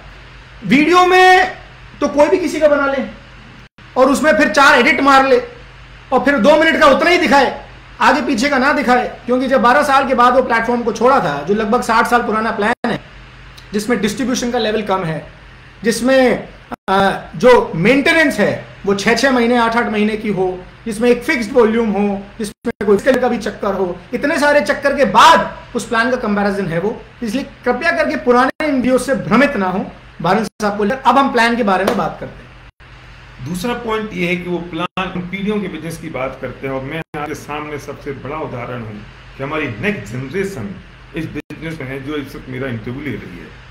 और ये सोच मेरी उस वक्त थी जिस दिन मैंने 99 में इंडस्ट्री में कदम रखा, और मैंने पहले दिन से उतनी लॉन्ग टर्म सोच के साथ बिजनेस को बिल्ड किया। मैं आप लोगों से कहना चाहता हूँ, अगर आपने इस इंडस्ट्री में कदम रख लिया या रखने वाले हैं, तो आपकी सोच उतनी बड़ी होनी चाहिए कि आपके लिए बिजनेस जनरेशन जाएगा, पीढ़ियों तक जाएगा, आपकी इनकम पीढ़ियों तक जाएगी। आपको ये सोचना होगा। और ये बात अगर आपके दिमाग में आ गई, ये बात आपकी समझ में आ गई, तो आप समझेंगे ये प्लान हमारा लॉन्ग टर्म होना चाहिए। और जो लॉन्ग टर्म प्लान होगा वो ऑलवेज, हमेशा जनरेशन प्लान ही होगा। क्योंकि जिसमें लिमिटलेस होता है वो लिमिटलेस होगा और उसमें कम्युनिकेशन आपका बड़ा बना रहेगा। लोग कहते हैं कि 2 लेग बहुत आसान होती हैं क्योंकि 2 लोगों को स्पॉन्सर करना पड़ता है। यार मुझे धरती पे कोई एक इंसान बताओ जिसकी 10, 20, 25 लाख रुपए महीने की इनकम आ रही हो और उसने दुनिया में सिर्फ 2 ही लोगों को स्पॉन्सर किया हो। अरे भैया वो नीचे जाके वो 2 के बाद फिर आपको एक स्पॉन्सर करना होता है, फिर आपको एक स्पिल करना पड़ता है, फिर आपको नीचे डालना पड़ता है, फिर एक लेग रुक जाती है, फिर आपको कहीं से लोग लाने पड़ते हैं। ऐसा तो नहीं है एक लेफ्ट साइड के पड़ोसी को डाल दिया, एक राइट साइड के पड़ोसी को डाल दिया और आपकी जिंदगी चल पड़ी। तो नीचे जाके जैसे सर्वज्ञ बोलता है कि नीचे जाके उस लेग के 36 मुंह हो जाते हैं और आप वो सबसे बड़े संकट सबसे बड़ा ये होता है कि आपने इसके नीचे यहाँ एक आदमी को डाला, अब ये अनाथ हो गया। क्यों? क्योंकि ये जो जिसके नीचे डाला वो समझता है आप संभालेंगे, आप समझते हैं जिसके नीचे डाला है वो संभालेगा, मैं नहीं करता रहूंगा, उसको भी तो फायदा मिल रहा है, उसको फायदा मिल रहा है क्या, वो भी तो काम करे। और दूसरी बात फिर वो किसी और को डालता है, वो किसी और को डालता है, वो किसी और को डालता है, तो कभी रिलेशनशिप रहती ही नहीं है। ये बिजनेस तो रिलेशनशिप का है, कम्युनिकेशन का है, कम्युनिकेशन का बिजनेस है, एक दूसरे के सुख दुख के साथी बनने का बिजनेस है, एक दूसरे के साथ एप्रिसिएशन का बिजनेस है, उनके साथ कनेक्टिविटी बनाए रखने का बिजनेस है, उनको एक होप और फेथ का बिजनेस है, एक लीडरशिप का बिजनेस है। जब आपका कम्युनिकेशन नहीं है किसी के साथ, आप किसी को पहचानते नहीं हो, आप किसी को जानते नहीं हो, तो फिर आपका कम्युनिकेशन कैसे रहेगा? जब आप बिलीव कैसे दोगे, एक लीडरशिप कैसे उनमें ट्रांसफर करोगे, कैसे उनमें एक लीडरशिप जनरेट होगी, मैं समझ नहीं पाता हूं, मैं नहीं जान पाता हूं इस बात को। और फिर पता भी नहीं चलता कि हम नहीं साहब हमें तो एक ही लेग पे काम करना है, बाकी एक लेग तो दादाजी चला लेंगे, दादाजी चला लेंगे तो भाई सबके दादाजी चला लेंगे। हाँ ये कदर सबके दादा तो चलाएगा कौन? मतलब तो वही 7 मामा का भांजा हो जाएगा, मतलब चलाएगा कौन? वो एक आदमी अकेला रह जाता है और फिर झगड़े होते हैं।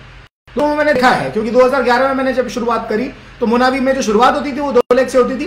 प्लेसमेंट आप कर सकते थे, पर स्पॉन्सर का स्ट्रक्चर अनलिमिटेड विड्थ तक चल सकता था। That was a real hybrid plan, hybrid plan को बोलते हैं। और उसमें यही होता था, हर एक आदमी पावर डिमांड करता है, उसको पावर मिलती नहीं है। क्योंकि होता क्या है, पावर तो तब चले जब 2 लेग चले, 2 के 4 6 होते हैं, 6 के 36 होते हैं नीचे जाके। अब नीचे जाके 36 विड्थ होती है। जो आदमी इस बात से भाग रहा था कि शायद मुझे 2 ही लेग चलानी पड़ेंगी, उसको नीचे जाके 36 आदमियों का रखवाली करनी पड़ती है। 36 आदमी उसके घर पे आते डिमांड करने के लिए कि भैया तू सपोर्ट नहीं मिल रहा, और आपने कमिटमेंट की थी 1 लेग चलाओगे। तो वो पता चलता है कि उसको 2 लेग के चक्कर में 36 बच्चे पालने पड़ रहे हैं। आज तक धरती पे किसी आदमी की पावर लेग का टंटा कभी खत्म नहीं हुआ। जो लोग कहते हैं कि हम आ जाओ पावर लेग देंगे, उनने मान लो आपको पावर कह दिया, दे दिया। अभी किसके पिताजी को पता है कि वो चलेगी, और आप छोटी वाली पे लग गए छोटी वाली पे। फिर वो छोटी वाली जो है वो आपकी बड़ी हो जाती है। फिर आप कहते ऊपर वाले भैया तुमने तो कमिटमेंट की थी, इसमें तो लोग नीचे नहीं आ रहे, और जानते हो नहीं किसी को, बोले नहीं आ रहे, मैं क्या करूँगा, इस पर काम कर ले। अब वो बेचारा यहाँ से फिर यहाँ आता है, फिर कभी यहाँ से यहाँ आता है, फिर वो अपनी चलाता रहता है, फिर अपने लोग डालता रहता है अपना। दिखने में वो इतना बड़ा इल्यूजन है, और वो अगर यही हो जाए तो मैं सच कह रहा हूं कि अगर आप एक्सेल शीट पे प्लान बनाओ और आपको पता चल जाएगा कि अगर जो पैसा आप बांट रहे हैं एक पेयर पर, तो उसका 8 गुना पैसा आपको रिजर्व करके रखना है। एक बाइनरी प्लान में अगर आप 8 गुना पैसा रिजर्व करके नहीं रखते हैं और कभी मैचिंग होगी तो कंपनी के रिजर्व में से पैसा चला जाता है और कंपनी पूरी बिक जाए तो ही पैसा नहीं चुका पाती। मेरे से एग्जाम्पल है, कर्नाटक में एक था जिसने 1300 पेयर एक साथ 1 महीने में कर दी, उसका 1 करोड़ रुपए का पेआउट बन गया, कंपनी बंद हो गई कर्नाटक में। तो ऐसे कितने सारे एग्जाम। कुछ लोग तो फिर जब कंपनी के ओनर मैनिपुलेशन करेंगे तो फिर डिस्ट्रीब्यूटर लीडर भी मैनिपुलेशन करना शुरू कर देंगे, और फिर कैपिंग भी लगती है ना उसमें। फिर कैपिंग क्यों लगती है भाई? मेरा टर्नओवर, मेरा बिजनेस, कैपिंग। हाँ, कैपिंग किस बात की? फिर कैपिंग है, फिर ट्रिमिंग लगती है। क्यों ट्रिमिंग करता है? पैसा ज्यादा जा रहा है तो ट्रिमिंग कर दो, 5%, 7%, 10%, 15%। अब इसमें लिमिट कर दो, इसके नीचे पैसा तुमको नहीं मिलेगा, इसके साइड का पैसा नहीं मिलेगा, इसके ऊपर का, वो सब। मैं अगर सही भाषा में कहूं तो कैलकुलेशन और मैनिपुलेशन का काम होता है, और लोग इस भ्रम में आ जाते हैं, अरे तुम क्यों डरते हो काम करने से? तुम्हें लोग अगर डायरेक्ट सेलिंग में पैसा कमाना है तो एक बात समझ लेना कि आपको लोग स्पॉन्सर करने पड़ेंगे, आपको स्पॉन्सर करने पड़ेंगे। अब आपको ही स्पॉन्सर करने हैं तो आप बिर्थ में डालोगे या किसी नीचे नीचे नीचे डालोगे, ये मुद्दा तो खत्म हो गया ना कि मुझे 2 पे काम करना है। अब ये बात अलग करेंगे कि नीचे डालेंगे, बिर्थ में डालने से काम हर आदमी काम से बचना चाह रहा है, ऐसा लग रहा है। हाँ कि 2 डालो तय चल गई गाड़ी। अब किसकी चली, हिस्ट्री उठा के देख लेना, पूरी दुनिया में 2 लाख वाली कंपनियां कितने वर्षों तक चली। वो प्लान जो जनरेशन, अच्छा फिर उसमें झगड़े होना निश्चित है, उसमें मिसकम्युनिकेशन होना निश्चित है, उसमें सिस्टम का फॉलो होना नहीं निश्चित है। क्यों? क्योंकि वो किसी की रिलेशनशिप नहीं है, कम्युनिकेशन नहीं है, काम नहीं। और जबकि लोग अब इसी बैलेंस में लगे रहते हैं। हर एक की कंप्लेन रहती है, तुमने कहा था वो हुआ नहीं। जब आप प्रॉमिस करोगे तो कंप्लेन होगी, और जब कंप्लेन होगी तो रिलेशनशिप खराब हो जाएगी, और जब रिलेशनशिप खराब हो जाएगी तो फिर बिजनेस कैसे होगा? बिजनेस तो रिलेशनशिप का है मेरे दोस्त। मैं इस पे और घंटों बात कर सकता हूँ। एक सज्जन लिख रहे हैं ये नो लेग प्लान कब लॉन्च होगा? बिल्कुल, कुछ लोगों को इंतजार रहेगा। No leg plan, no leg no leg plan बहुत अच्छा है, वो आपका व्यंग है, मैं समझ गया। सुनो, एक लेग प्लान तो आ गया है। हाँ, 1 लेग का प्लान आ गया। हाँ, 1 लेग का प्लान आ गया है, हफ्ते के पे आउट आ गए हैं, डेली पे आउट आ गए हैं कि डेली पे आउट लगेगा, डेली पे आउट लगेगा, ये सब तो है। रोज के नेता है, रोज के नेता। आपके फंडामेंटल ना होंगे तो आप भटक जाएंगे। एक सवाल उसमें हो रहा है। नहीं, इसमें एक बात और है, पर मैं कहता हूँ सर्वज्ञ, ये होना चाहिए, तभी तो आपके पास फिल्टर लगेगा और अच्छे लोग रह जाएंगे, बाकी लोग जो उस थॉट प्रोसेस से होंगे वे चले जाएंगे। तो ये फिल्ट्रेशन सिस्टम भी है अच्छा। तो मैं आप लोगों से कहना चाहता हूं कि आप उस फिल्ट्रेशन सिस्टम के सही आप मत हो जाना। लोग सीरियस हैं, जो लोग समझना चाहते हैं और जो जानना चाहते हैं, अपनी जिंदगी और अपने सपने वहां से पूरा करना चाहते हैं। इसलिए किसी का एक सवाल आया, अगर यहाँ से यहाँ लोग क्यों जा रहे हैं, ऐसे कंपनी क्यों बदल रहे हैं, लोग क्यों होंगे, तो ये कभी नहीं रुकेगा, ये मान लें। ये कभी नहीं रुकेगा, ये कभी नहीं रुकेगा। आपने किसी सज्जन ने सवाल किया, मैं नाम पढ़ना भूल गया, तेजी से चल रहा है हमारा वो लाइव फीड, तो उन्होंने कहा ये क्यों हो रहा है ऐसा, तो देखिए कभी नहीं रुके। बट आपकी कंपनी अगर फंडामेंटल पे है तो आपको चिंता करने की जरूरत नहीं है। इसका जवाब भी है, आप ये कंपनी के फंडामेंटल जिस दिन बदल जाएंगे उस दिन दोस्त चिंता कर लेना। लोग बीजेपी वाले जो वर्षों तक ज्योतिरादित्य जी, उनको खानदान उनका कांग्रेस में था, बीजेपी में चले गए, अब कैसे कहोगे क्यों कहेगा? सही बात। अब ये तो उनसे पूछो जाके बीजेपी में संतुष्ट हैं कि असंतुष्ट हैं, और असंतुष्ट भी होंगे तो ही कहेंगे आके। और लोग जो पर्सनल गेन था, अब ज्योतिरादित्य जी ने पार्टी बदल ली तो उन्होंने पर्सनल गेन को दिख रहा उनको। हाँ, तो लोग बीजेपी में आ जाएंगे तो कब रुकेगा? सेल्फिश गेन था वो। हाँ, तो ये बिल्कुल, कुछ लोग प्रॉमिस कर देते हैं दूसरे लोगों को, और भोले भाले लोग उनके प्रॉमिस में फंस जाते हैं, इसलिए लोग चले जाते हैं। कुछ लोगों को वो उनको गाजर दिखा देते हैं कि भैया ये बहुत आसान है, बहुत सरल है, और तुम बहुत मुश्किल में फंसे पड़े हो। तो जो असफल आदमी होता है वो ऐसी चीजों की सर्च में लगा रहता है और वो आसान चीजें ढूंढता है। मैं फिर कहता हूं, गांठ बांध देना, हमें सही काम करना है, आसान काम नहीं करना है। जिंदगी में किसी भी जगह बहुत बढ़िया, हमें सही काम करना है, आसान नहीं। जो लोग आसान काम के चक्कर में उलझे रहेंगे वे खत्म हो जाएंगे। पढ़ाई में तुम आसानी का ढूंढोगे तो तुम नकल मारोगे। हमें पढ़ाई में सही रास्ता ढूंढना है। तुम पढ़ाई में शॉर्टकट, हमने सोचा पढ़ाई में हमें अंग्रेजी नहीं आती, तो हमारे उस अध्यापक ने कहा तुम एक काम करो, तो तू न्यूमेरिकल आता, न्यू टाइप उस समय ए भर देना, 33% में तो आ ही जाएंगे। उसे मैंने निर्णय कर लिया है, मुझे सही तरीके से सीखना है, मल्टीपल चॉइस, और मुझे सही तरीके से सीखना है, मुझे आसान काम नहीं करना, क्योंकि ये मास्टर तो मुझे सही के समझा रहा है। अब ऐसे मास्टर में क्या करूं? और फिर हमने सही ढंग से सीखना शुरू किया, पढ़ना शुरू किया, और पर सीख गए, अंग्रेजी समझ गए। तो मुद्दा इस बात का है कि सही काम है, आसान नहीं। जो लोग भटकते हैं वो आसान के चक्कर में भटकते हैं। एसपी भारती ने चेंज किया आसान के लिए नहीं, जहां किया वहां टॉप पे पहुंचे, बहुत बड़ा काम किया, सब कुछ किया, लेकिन फंडामेंटल मैच नहीं किए तो बाहर आ गए। आसानी की वजह से नहीं। आप अगर आसानी की वजह से जा रहे हो तो ये काम आप गलती कर रहे हो। सही की वजह से जाओ तो आप सही कर रहे हो। ये आपको सोचना बहुत जरूरी है, ये समझना बहुत जरूरी है। जो पैसे के, जो हम प्लान की बात कर रहे थे, उस बात को मैं आगे बढ़ाते हुए बात कर रहा हूं कि जो पैसे का डिस्ट्रीब्यूशन है वो किस तरह से हो रहा है। 3 तरह की लेयर होती है डायरेक्ट सेलिंग में। एक होती है बॉटम लेयर, एक होती है मिडिल लेयर, एक होती है अपर लेयर जो लीडरशिप होती है। बॉटम पर पैसा आना बहुत जरूरी है, जिससे हम कहते हैं आदमी के पास 20 से 30 हजार रुपए की इनकम जल्दी से और आसानी से आनी चाहिए। अगर उसके पास 20 से 30 हजार रुपए की इनकम जल्दी से और आसानी से आ गई तो टिक जाएगा, वो टिक गया। वो मॉर्टेलिटी ज्यादा होती है सेलिंग में, लोग ऐसा नहीं आता, लोग छोड़ देते हैं और छोड़ के चले जाते हैं और फिर नेगेटिवली करते हैं दुनिया में कि अपने तो वो किया था, अपने तो वो किया था और अपना तो वो चला नहीं, बेकार है सब सिस्टम, हम कर चुके।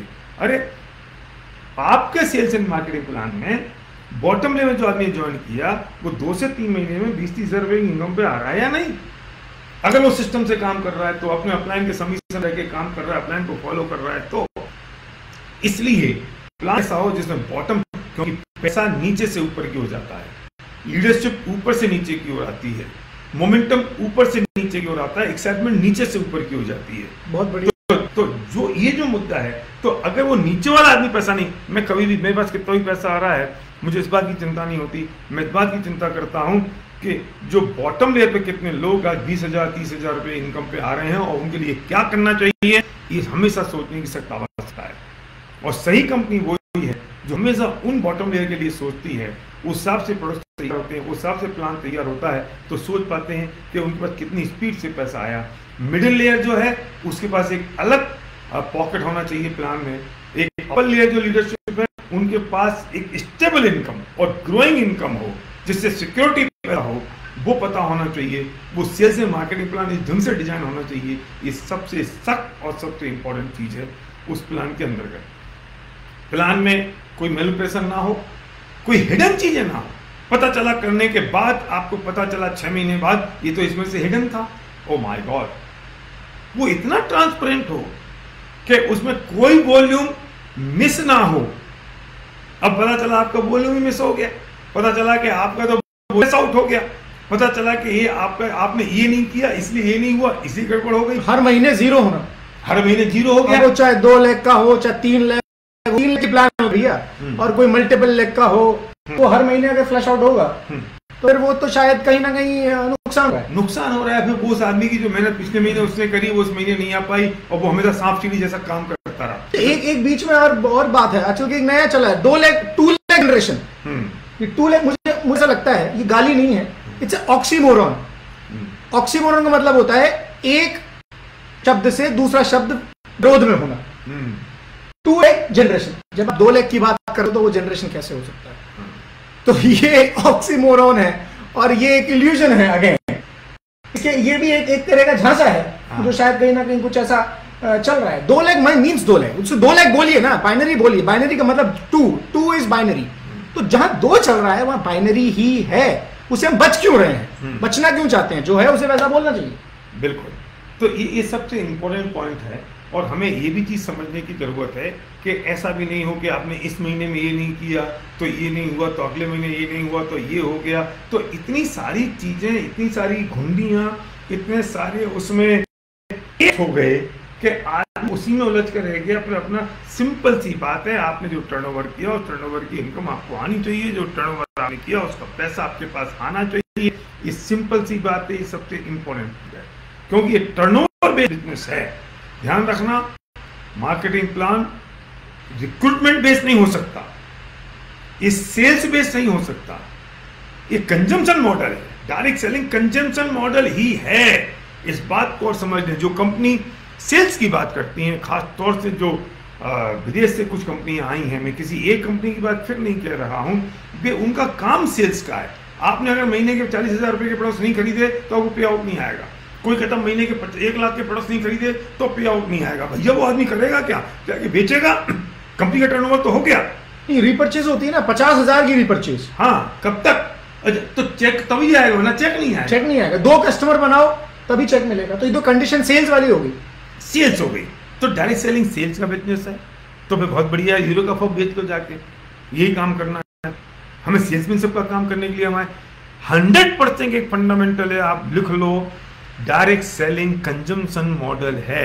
लोगों को स्पॉन्सर करिए, उन्हें कंज्यूमर बनाइए, वे अपने प्रोडक्ट्स को कंज्यूम करेंगे, फिर कुछ लोगों को और स्पॉन्सर करेंगे, फिर भी कंज्यूम करेंगे, फिर कुछ लोगों को और स्पॉन्सर करेंगे, रेफरेंस देंगे। और हमारे पास एक रेफरेंस बोनस आता है, मैं अलग शब्द का प्रयोग कर रहा हूँ, तो मतलब एक रेफरेंस बोनस आता है। तो लोग क्यों करेंगे स्पॉन्सर, लोग क्यों होंगे, इसकी बात मैं बाद में करूंगा।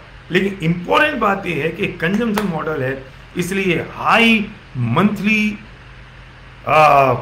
परचेज अगर है तो हम डंपिंग को मौका दे रहे हैं, हम डंपिंग की बात कर रहे हैं, फिर हम लोगों को सेल्समैन बना रहे हैं। और अगर कोई आदमी शुरुआती सेल से कर रहा है तो फिर कंपनी अपना काम तो कर रही है और लीडर तो सेल्समैन बन रह जाएगा, शायद वो काम नहीं कर पाएगा, वो कस्टमर ही बनाता रह जाएगा, कस्टमर पे काम करता रह जाएगा। ये फंडामेंटल नहीं है डायरेक्ट सेलिंग की। अच्छा, नो मंथली परचेज हो, नो मंथली परचेज तो फिर टर्नओवर कहां से आएगा? हाँ। तो कंजम्पशन कैसे हो? ये तो हमारे फंडामेंटल 100% प्रोडक्ट्स यूज। मैं बेईमान हूं कि मैं जिस कंपनी को कर रहा हूं अगर उसका टूथपेस्ट मेरे बाथरूम में नहीं है और किसी और नेगेटिव ब्रांड का प्रोडक्ट लेके आ जाऊं मेरे बाथरूम में, इसका मतलब क्या हो गया कि मैं बेईमान हो गया हूं अपने आप के साथ, किसी के साथ नहीं। और आप कहते हो कि अगर परचेज की जरूरत नहीं है मंथली तो फिर मैं टूथपेस्ट तो करूंगा ना, तो सही टोपी बनाने का काम हो गया। हाँ, दूसरे को बेचो, खुद मत खरीदो। दूसरे को भी कैसे बेचो? फिर वो भी कह देगा, वो एक महीने बाद वो भी समझदार हो जाएगा। हाँ। कि मैं भी क्यों खरीदूं जब नो मंथली परचेज है, बिना परचेज किए ही पैसा आना है, तो फिर मैं क्यों खरीदूं? हाँ, तो किसी को जरूरत नहीं है फिर करने की, तो कोई भी नहीं लेगा। तो इसलिए सबसे बड़ी बात यह है कि इंपॉर्टेंट मुद्दा कि मेरी जो मैं उसमें ट्रांसपेरेंसी हो प्लान में, वो जितना ट्रांसपेरेंट होगा, बॉटम लेयर पैसा कमाए, ये सबसे ज्यादा क्रिटिकल और सबसे ज्यादा इंपॉर्टेंट है। वो आदमी पैसे बनाने चाहिए, वो हमारी रिस्पॉन्सिबिलिटी, हमारी जिम्मेदारी बनती है। इसलिए यहाँ एक सवाल और है, कौन सी कंपनी में ज्यादा पैसा मिलता है, कौन सी कंपनी में बॉटम लेयर को ज्यादा पैसा मिलेगा? कुछ लोग कहते हैं कि यहाँ ज्यादा है, कुछ कहते हैं इस कंपनी में ज्यादा, इसलिए वो कंपनी बदल लेते हैं। बट कंपनी कोई कहता है कि भैया हम बीवी का इतना परसेंट बांट रहे हैं, बीवी का 60% बांट रहे हैं, कोई कह रहा है हम 70% बांट रहे हैं। अच्छा, कुछ लोग समझ ही नहीं पाते, कुछ लोग समझते हैं टर्नओवर बांट रहे हैं, ये भी एक दिक्कत है। वो सोचते हैं 100 रुपए में 70 रुपए बट रहा है, वो बट ही नहीं सकता है ना। 100 रुपए में 70 रुपए कभी कोई कंपनी बांट नहीं सकती। कोई कंपनी कहती है मैं बीवी पे इतना परसेंटेज बांट रहे हैं, तो वो क्या कहानी है, ये समझ में नहीं आता। मेरे पास मेरा कोई मित्र आया और मेरा मित्र बोला कि देखो ये कंपनी ना 50% बांटती है। तो मैं कहता हूँ कि अच्छा 50% बांट रही है? बोले हाँ, टर्नओवर को 50% बांट रही है। मैंने कहा ओके, बिजनेस वॉल्यूम को? बोले बिजनेस वॉल्यूम को 50% बांटे। उस भाई को तो ये पता नहीं था कि बिजनेस वॉल्यूम में और टर्नओवर में क्या फर्क है। फिर मैंने पूछा कि एक बार बताओ कि इसका बीवी कितना परसेंट है? तो बोलता है कि बीवी तो 50% है प्रोडक्ट्स पर। तो 100 रुपए का प्रोडक्ट्स है तो उसका बीवी 50%। तो मैंने उससे कहा तुम्हारी कंपनी 25% बांट रही है। ओहो, क्यों? क्योंकि वो बीवी का 50% बांटी है ना, तो टर्नओवर का तो 25% था। सही, लेकिन हम समझते नहीं है।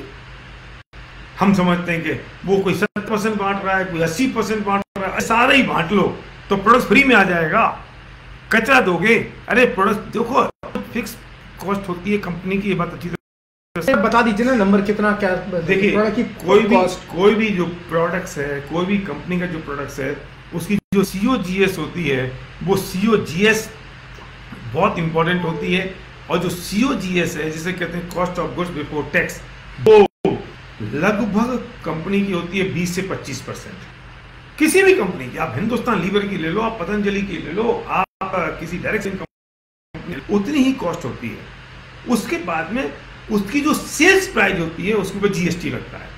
ऐसा नहीं है कि 100 रुपए का आइटम है, उसकी 25 रुपए कॉस्ट आ गई तो 25 रुपए में 18% लगेगा। वो 100 रुपए में 18% लगेगा, मतलब 25 रुपए की कॉस्ट पे 18% जाके GST लग गया। आप कल्पना करो, उस वक्त कंपनी के 15% के कम से कम जाके होते हैं कुछ फिक्स कॉस्ट, जो ऑपरेशन कॉस्ट होती है, जो लगती है 15% के लगभग। किसी की 2-4% ऊपर नीचे होगी, मैं उसकी बात करता हूँ, सबकी अपनी अपनी होती है, लेकिन उतनी कम से कम कंपनी के पास में उतनी फिक्स कॉस्ट होती है तो उनकी कॉस्ट लगती है उनके एडमिनिस्ट्रेशन की। फिर कम से कम 10% से 12% तो कंपनी अपने प्रॉफिट को बचा के रखेगी। अगर वो नहीं करेगी तो उन्होंने गुरुद्वारा थोड़ी खोल रखा है, और वो क्यों उन्होंने कंपनी का बिजनेस शुरू किया है। और उसके बाद वो लगभग बढ़िया कंपनी अगर डिस्ट्रीब्यूट करेंगी तो 35 से 38-40% के आसपास वो डिस्ट्रीब्यूट करेंगी आपको पैसा। अगर आप एक टोटल हिसाब लगा लोगे तो 100 रुपए की हमारे की प्रोडक्ट्स को 100 रुपए में जो प्रोडक्ट बच रहा है, इस ढंग से भी तो ये पैसा हो गया। अब कहते हो कि हमने तो बांट दिया 70%, तो कहां से आओगे? या तो आप प्रोडक्ट की क्वालिटी गिराओगे, या आपने उसमें से और कोई उपाय आपके पास है नहीं। आप कैसे कर सकते हो कि हमने इतना % बांट दिया? तो ये सब चीजें बहुत हाथ पे रखे आंवले की तरह बहुत स्पष्ट होती हैं। इसमें कोई ये इंफॉर्मेशन एज है। आपको हवाई जहाज कैसे बनाना है जाके गूगल लो, आपको पता चल जाएगा हवाई जहाज कैसे बनता है। आपको कहाँ मिलेगा हवाई जहाज खरीदना है, अभी गूगल कर लो, आपको पता चल जाएगा हवाई जहाज कहाँ मिलेगा। वो जमाने गए जब हमने शुरुआत की थी, वो जमाने चले गए, हमें पता भी नहीं था कौन सी चीज कहाँ कैसी होती है। तब तो हमारे मोबाइल भी नहीं थे 99 में, हम तो लैंडलाइन पर हमने सारा बिजनेस खड़ा किया। अब तो इन्फॉर्मेशन एज है, अब सबको सब कुछ पता है। उनको कौन सी साबुन चाहिए, कहाँ बनती है, कितने की बनती है, क्या होता है, सब कुछ पता लग सकता है। इसलिए आंखें और नाक खोल के कंपनियों को भी काम करना पड़ेगा। दुर्भाग्य ये है कि कुछ कंपनियां ऐसी हैं जिन्होंने लीडर्स की जिंदगी को तबाह किया है, और कुछ लीडरशिप ऐसी है जिन्होंने अपने आप को खराब किया है। तो ये दोनों लोगों को सतर्क होने की जरूरत है। अगर इस इंडस्ट्री बहुत बड़ा बनाना, इस इंडस्ट्री में इतनी बड़ी ताकत है दोस्त, हम हिंदुस्तान जीडीपी को बड़ा कर सकते हैं। इस वक्त जब पूरा देश और दुनिया त्राही कर रही है, ये डायरेक्ट सेलिंग इंडस्ट्री है जो इस वक्त बड़ी हो सकती है, कमा सकते हैं, और आप पूरी दुनिया में कहीं भी जा सकते हैं और बहुत बड़ा काम कर सकते हैं और इतिहास बना सकते हैं और लोगों के सपनों को पूरा कर सकते हैं। इस इंडस्ट्री में वो ताकत है। इसलिए मैं कहता हूँ जो इंडस्ट्री है, इंडस्ट्रीज जो हैं, जो ओनर हैं, बेस द्वारा ध्यान रखें कि लोगों के साथ खिलवाड़ ना हो। जो लीडरशिप है वो इस बात का ख्याल रखे कि लोगों के साथ खिलवाड़ ना हो। हम जब कंपनी चूज कर रहे हैं तो हमें ये देखना जरूरी कंपनी की एज कितनी है। अरे भाई साहब, स्टैटिस्टिक्स ये कहते हैं कि 5 से 7 साल में मैक्सिमम बिजनेस बंद हो जाते हैं। I am not talking about the direct selling, कोई भी बिजनेस। हम तो हमारी जिंदगी जुड़ी है। मैं नई कंपनी आई, लोग कहते हैं अरे अरे तो नई कंपनी है ना, वहां चलो। क्यों? क्योंकि वहां मजा आएगा। अरे भाई तू मजा लेने आया है, सपने पूरे करने आया है? अब वो मजा तो तुम्हें बहुत आ गया, अब वो कंपनी चली जाएगी। कितने चैलेंजेस होते हैं। मुझे वो चाहिए जो एस्टेब्लिश्ड हो। मैं ऐसे नाई के पास नहीं जाना चाहता हूं जो बाल मेरे सिर पर बनाना सीखे। मैं उस नाई से अपने बाल बनवाऊंगा जो बाल बनाना जानता है, मैंने देख लिया है, उसको तजुर्बा हो गया, 2, 5, 10 साल से वो 10 साल से बाल बना रहा है। हम कंपनी की एज तो कितने चैलेंजेस होंगे उसे हमारे सिर पर फूटे। फाइनेंशियल चैलेंज होगा, लॉजिस्टिक का चैलेंज होगा, प्रोडक्ट का चैलेंज होगा, प्लान का चैलेंज होगा, एम्प्लॉय का चैलेंज होगा, आपस में पार्टनर्स का चैलेंज होगा, उनके पास पैसों का डिस्ट्रीब्यूशन का चैलेंज होगा, फाइनेंशियल चैलेंज होगा। दुनिया भर का किसी ट्रेडिशनल बिजनेस में चैलेंज होना अलग बात है, डायरेक्ट सेलिंग में चैलेंज होना अलग बात है। क्योंकि डायरेक्ट सेलिंग के चैलेंज का मतलब है लोगों की जिंदगी के साथ खिलवाड़। सही बात। तो कंपनी एक तो चेक करो कि साहब वो जो कंपनी आज बड़ी हो गई है वो कभी भी तो शुरू हुई थी। सो व्हाट, इससे क्या संबंध हुआ? मेरी जिंदगी तो मेरी है, जिंदगी तो मेरी है। मैं तो आज की बात करूंगा ना, ये कंपनी आज की बात करूंगा। ये कंपनी के ओनर सोचें जिन्हें कंपनी खोलनी हो कि यार एक दिन वो भी शुरू हुई थी, हम भी शुरू कर देते हैं। तुम शुरू करो, पर मेरी जिंदगी मुझे कहाँ लगानी है मुझे डिसाइड करना पड़ेगा ना। मैं ऐसी कार में तो नहीं आज बैठूंगा जिसके ब्रेक है कि नहीं पता भी नहीं चले। तो नहीं साहब, जब पहली बार किसी ने टेस्ट किया होगा कार को 100 साल पहले, तब तो उसको कहाँ पता था ब्रेक है कि नहीं, फिर तो बैठ गया। तो तू 100 साल पहले वाले जमाने में जाना चाहता है? जब इंडस्ट्री 10,000 करोड़ की हो गई है तब की बात कर रहे हो कि तब की बात कर रहे हो जब हम 100 साल पहले क्या हुआ था? अल्टीमेटली घर तो मेरे पैसों से चलेगा, मेरे एक सेटल्ड होने से चलेगा, मेरी इज्जत होनी चाहिए समाज में, मेरी पत्नी के बीच में, मेरे बच्चों के बीच में। और मैं दिक्कत आपने बहुत अच्छी बात कही। मैं आपको पापा ने जब 99 में शुरुआत करी एमवे की, तो आई एम सॉरी कंपनी नाम नहीं लेना चाहिए था, पर आप सबको पता है। तो उन्होंने जा के प्रोडक्ट्स अपनी गाड़ियों में भरे, दिल्ली जाते थे, फिर डिलीवर करते थे। पापा ने बाद में ये बात कही कि इस चीज के लिए मुझे कोई नोबेल पुरस्कार नहीं मिला।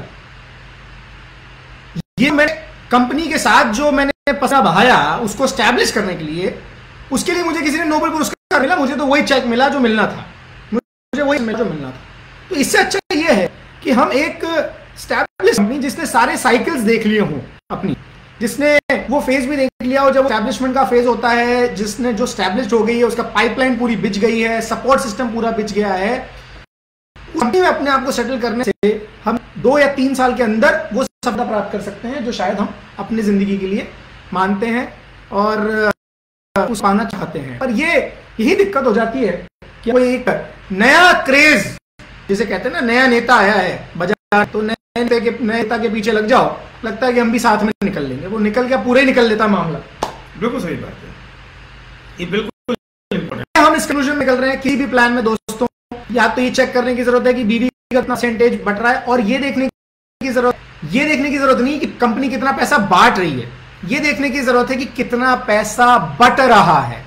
हम बांटने के चक्कर में चले जाते हैं और फिर बटता नहीं है, मिलता नहीं है, तो फिर हम बोलते हैं यार ये तो मैंने सोचा ही नहीं, ये दिक्कत हो जाती है। तो इसीलिए ये देखना जरूरी है कि बट कितना रहा है, कंपनी बांट कितना रही है, ये मत देखिए। और इसलिए मैं ये कह सकता हूं कि अच्छी कंपनी, कोई अच्छी कंपनी, पे आउट देने वाली कंपनी ऑलमोस्ट 30 में बांटेगी, कोई 32%, कोई 35%, कोई 36%, 37, 38%, ये तो हाईएस्ट पॉसिबिलिटी होगी। मुझे नहीं लगता कि ये पॉसिबल है अनटिल प्रोडक्ट की प्राइस बहुत ज्यादा एग्जॉर्बिटेंट हो, यानी कि 40% से ज्यादा अगर कोई बांटने का दावा कर रहा है टर्नओवर पे, तो प्रोडक्ट की प्राइस क्वालिटी गिर जाएगी। 30s में अगर वो है, 30s में, तो 30 का एक आइडियल फिगर है, 35 और 40 के बीच में कह लें, या 32 से 36 के बीच में कह लें, वो आइडियल फिगर है। उससे ज्यादा पैसा नहीं बढ़ सकता किसी भी कंपनी में, तो ये इल्यूजन है, लोग बांटते ही नहीं, इतना पैसा बढ़ता ही नहीं, बढ़ जाए तो पता नहीं क्या आ जाए।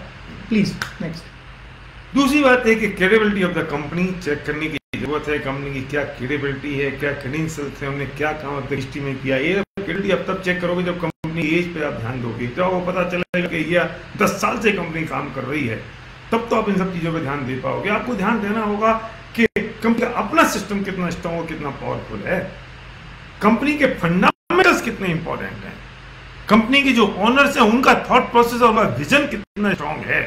क्योंकि ड्राइव तो कर रहे हैं ना फ्रंट सीट पे बैठ के, आप अपनी टीम को ड्राइव कर रहे हो फ्रंट सीट पे, लेकिन कंपनी को तो वो ड्राइव कर रहे हैं फ्रंट सीट पे बैठ के। उनकी थॉट प्रोसेस, उनका विजन, उनका फंडामेंटल्स, डायरेक्ट सेलिंग के प्रति उनकी सोच और उनका तजुर्बा, ये बहुत इंपॉर्टेंट है। किसी को डायरेक्ट सेलिंग पता ही नहीं होता। हाँ, जैसे मैंने कहा डायरेक्ट सेलिंग का डी पता नहीं, कंपनी शुरू कर ली। हाँ। अब हमारा नेता क्या हो, इस सवाल का जवाब ढूंढ लीजिएगा। हमारा नेतृत्व तो सही हो, जिंदगी की बागडोर हमने सही आदमी के हाथ दी हो, जो ये मानते हो कि उनके कहने नहीं रहने के बावजूद भी ये चीज चलती रहेगी जनरेशन आफ्टर जनरेशन। क्योंकि हम यहाँ पे अब कोई हमने कमा के कोई पलंग के नीचे तो रखना नहीं है, एक सस्टेनेबल ऑनगोइंग इनकम के लिए हम यहाँ पर हैं, जनरेशन आफ्टर जनरेशन तक ये पैसा आए, वही हमारी सिक्योरिटी है। अब वही नहीं रहेगा कि लुल्लुर पुंजुर मामला रहेगा, तो शायद लंबे समय तक चल नहीं सकता, नहीं चल पाएंगे। फाइनेंशियल हेल्थ कैसी है कंपनी की, बहुत इंपॉर्टेंट है। फिर मैं कहता हूँ जिंदगियों का सवाल है, कंपनी कर्जे में तो नहीं चल रही है, ये आपको देखना जरूरी है। और एक लॉन्ग टर्म सक्सेस स्टोरीज कितनी है, एक व्यक्ति की नहीं, सीरीज ऑफ द स्टोरी चाहिए। अरे एक आदमी की इनकम तो कहीं भी कैसे भी कभी भी आ जाती है, लेकिन सीरीज चाहिए मुझे चाहिए वो एक आम आदमी से लेकर 50 आदमी तक इनकम मुझे चाहिए, एक व्यक्ति की नहीं, मुझे ये सीरीज कि कितने सारे लोग कितना ऐसा बना रहे हैं। एक आदमी का झंझुना जाके आप दिखाओ, एक आदमी के बारे में दिखा के पूरे सबको उसी से मोटिवेट करते रहो, आप ऐसा कैसे मान सकते हो। मुझे याद है आयुष शांते में ये बात आई थी, और आयुष शांते में पापा ने यही कहा था जब कि हमने शुरुआत की थी कंपनी की, कि हमारे पास सबसे बड़ा चैलेंज है, हमारे पास सक्सेस स्टोरी नहीं है, और अगर सक्सेस स्टोरी आएगी भी तो 5 साल में 1 आएगी, 2 आएगी। हम ज्यादा से ज्यादा लोगों का फेथ कैसे गेन कर पाएंगे कि हाँ प्लान काम करता है, ये चीज काम करती है। सक्सेस स्टोरी बहुत जरूरी है, और सक्सेस स्टोरी मिलती है 10 साल के फिगर उसमें टाइम पीरियड में, 12 साल के टाइम पीरियड, तभी कोई व्यक्ति आप पे भरोसा कर सकता है। और सक्सेस सीरीज चाहिए, ज्यादा से ज्यादा लोग पैसा बना रहे हैं वो प्रूव हो जाए। 1-2 आदमी तो आगे बनाएंगे, क्योंकि टॉप में कोई जो आदमी होगा और वो आदमी अगर सब कुछ ठीक बैठ गया मामला, तो वो तो कर लेगा। बिल्कुल सही बात, वो किसी भी तरीके से हो सकता है। ऐसे एग्जांपल हमारे बहुत, कुछ लोग उल्टे भी सोचते हैं, अरे यार इस कंपनी को तो चलते हुए 10 साल हो गया, अब यहाँ कोई मजा नहीं है, कुछ जवाब मजा ले लो। अब ये क्या पागलपन की सोच है, कोई नई कंपनी को खड़ा करो।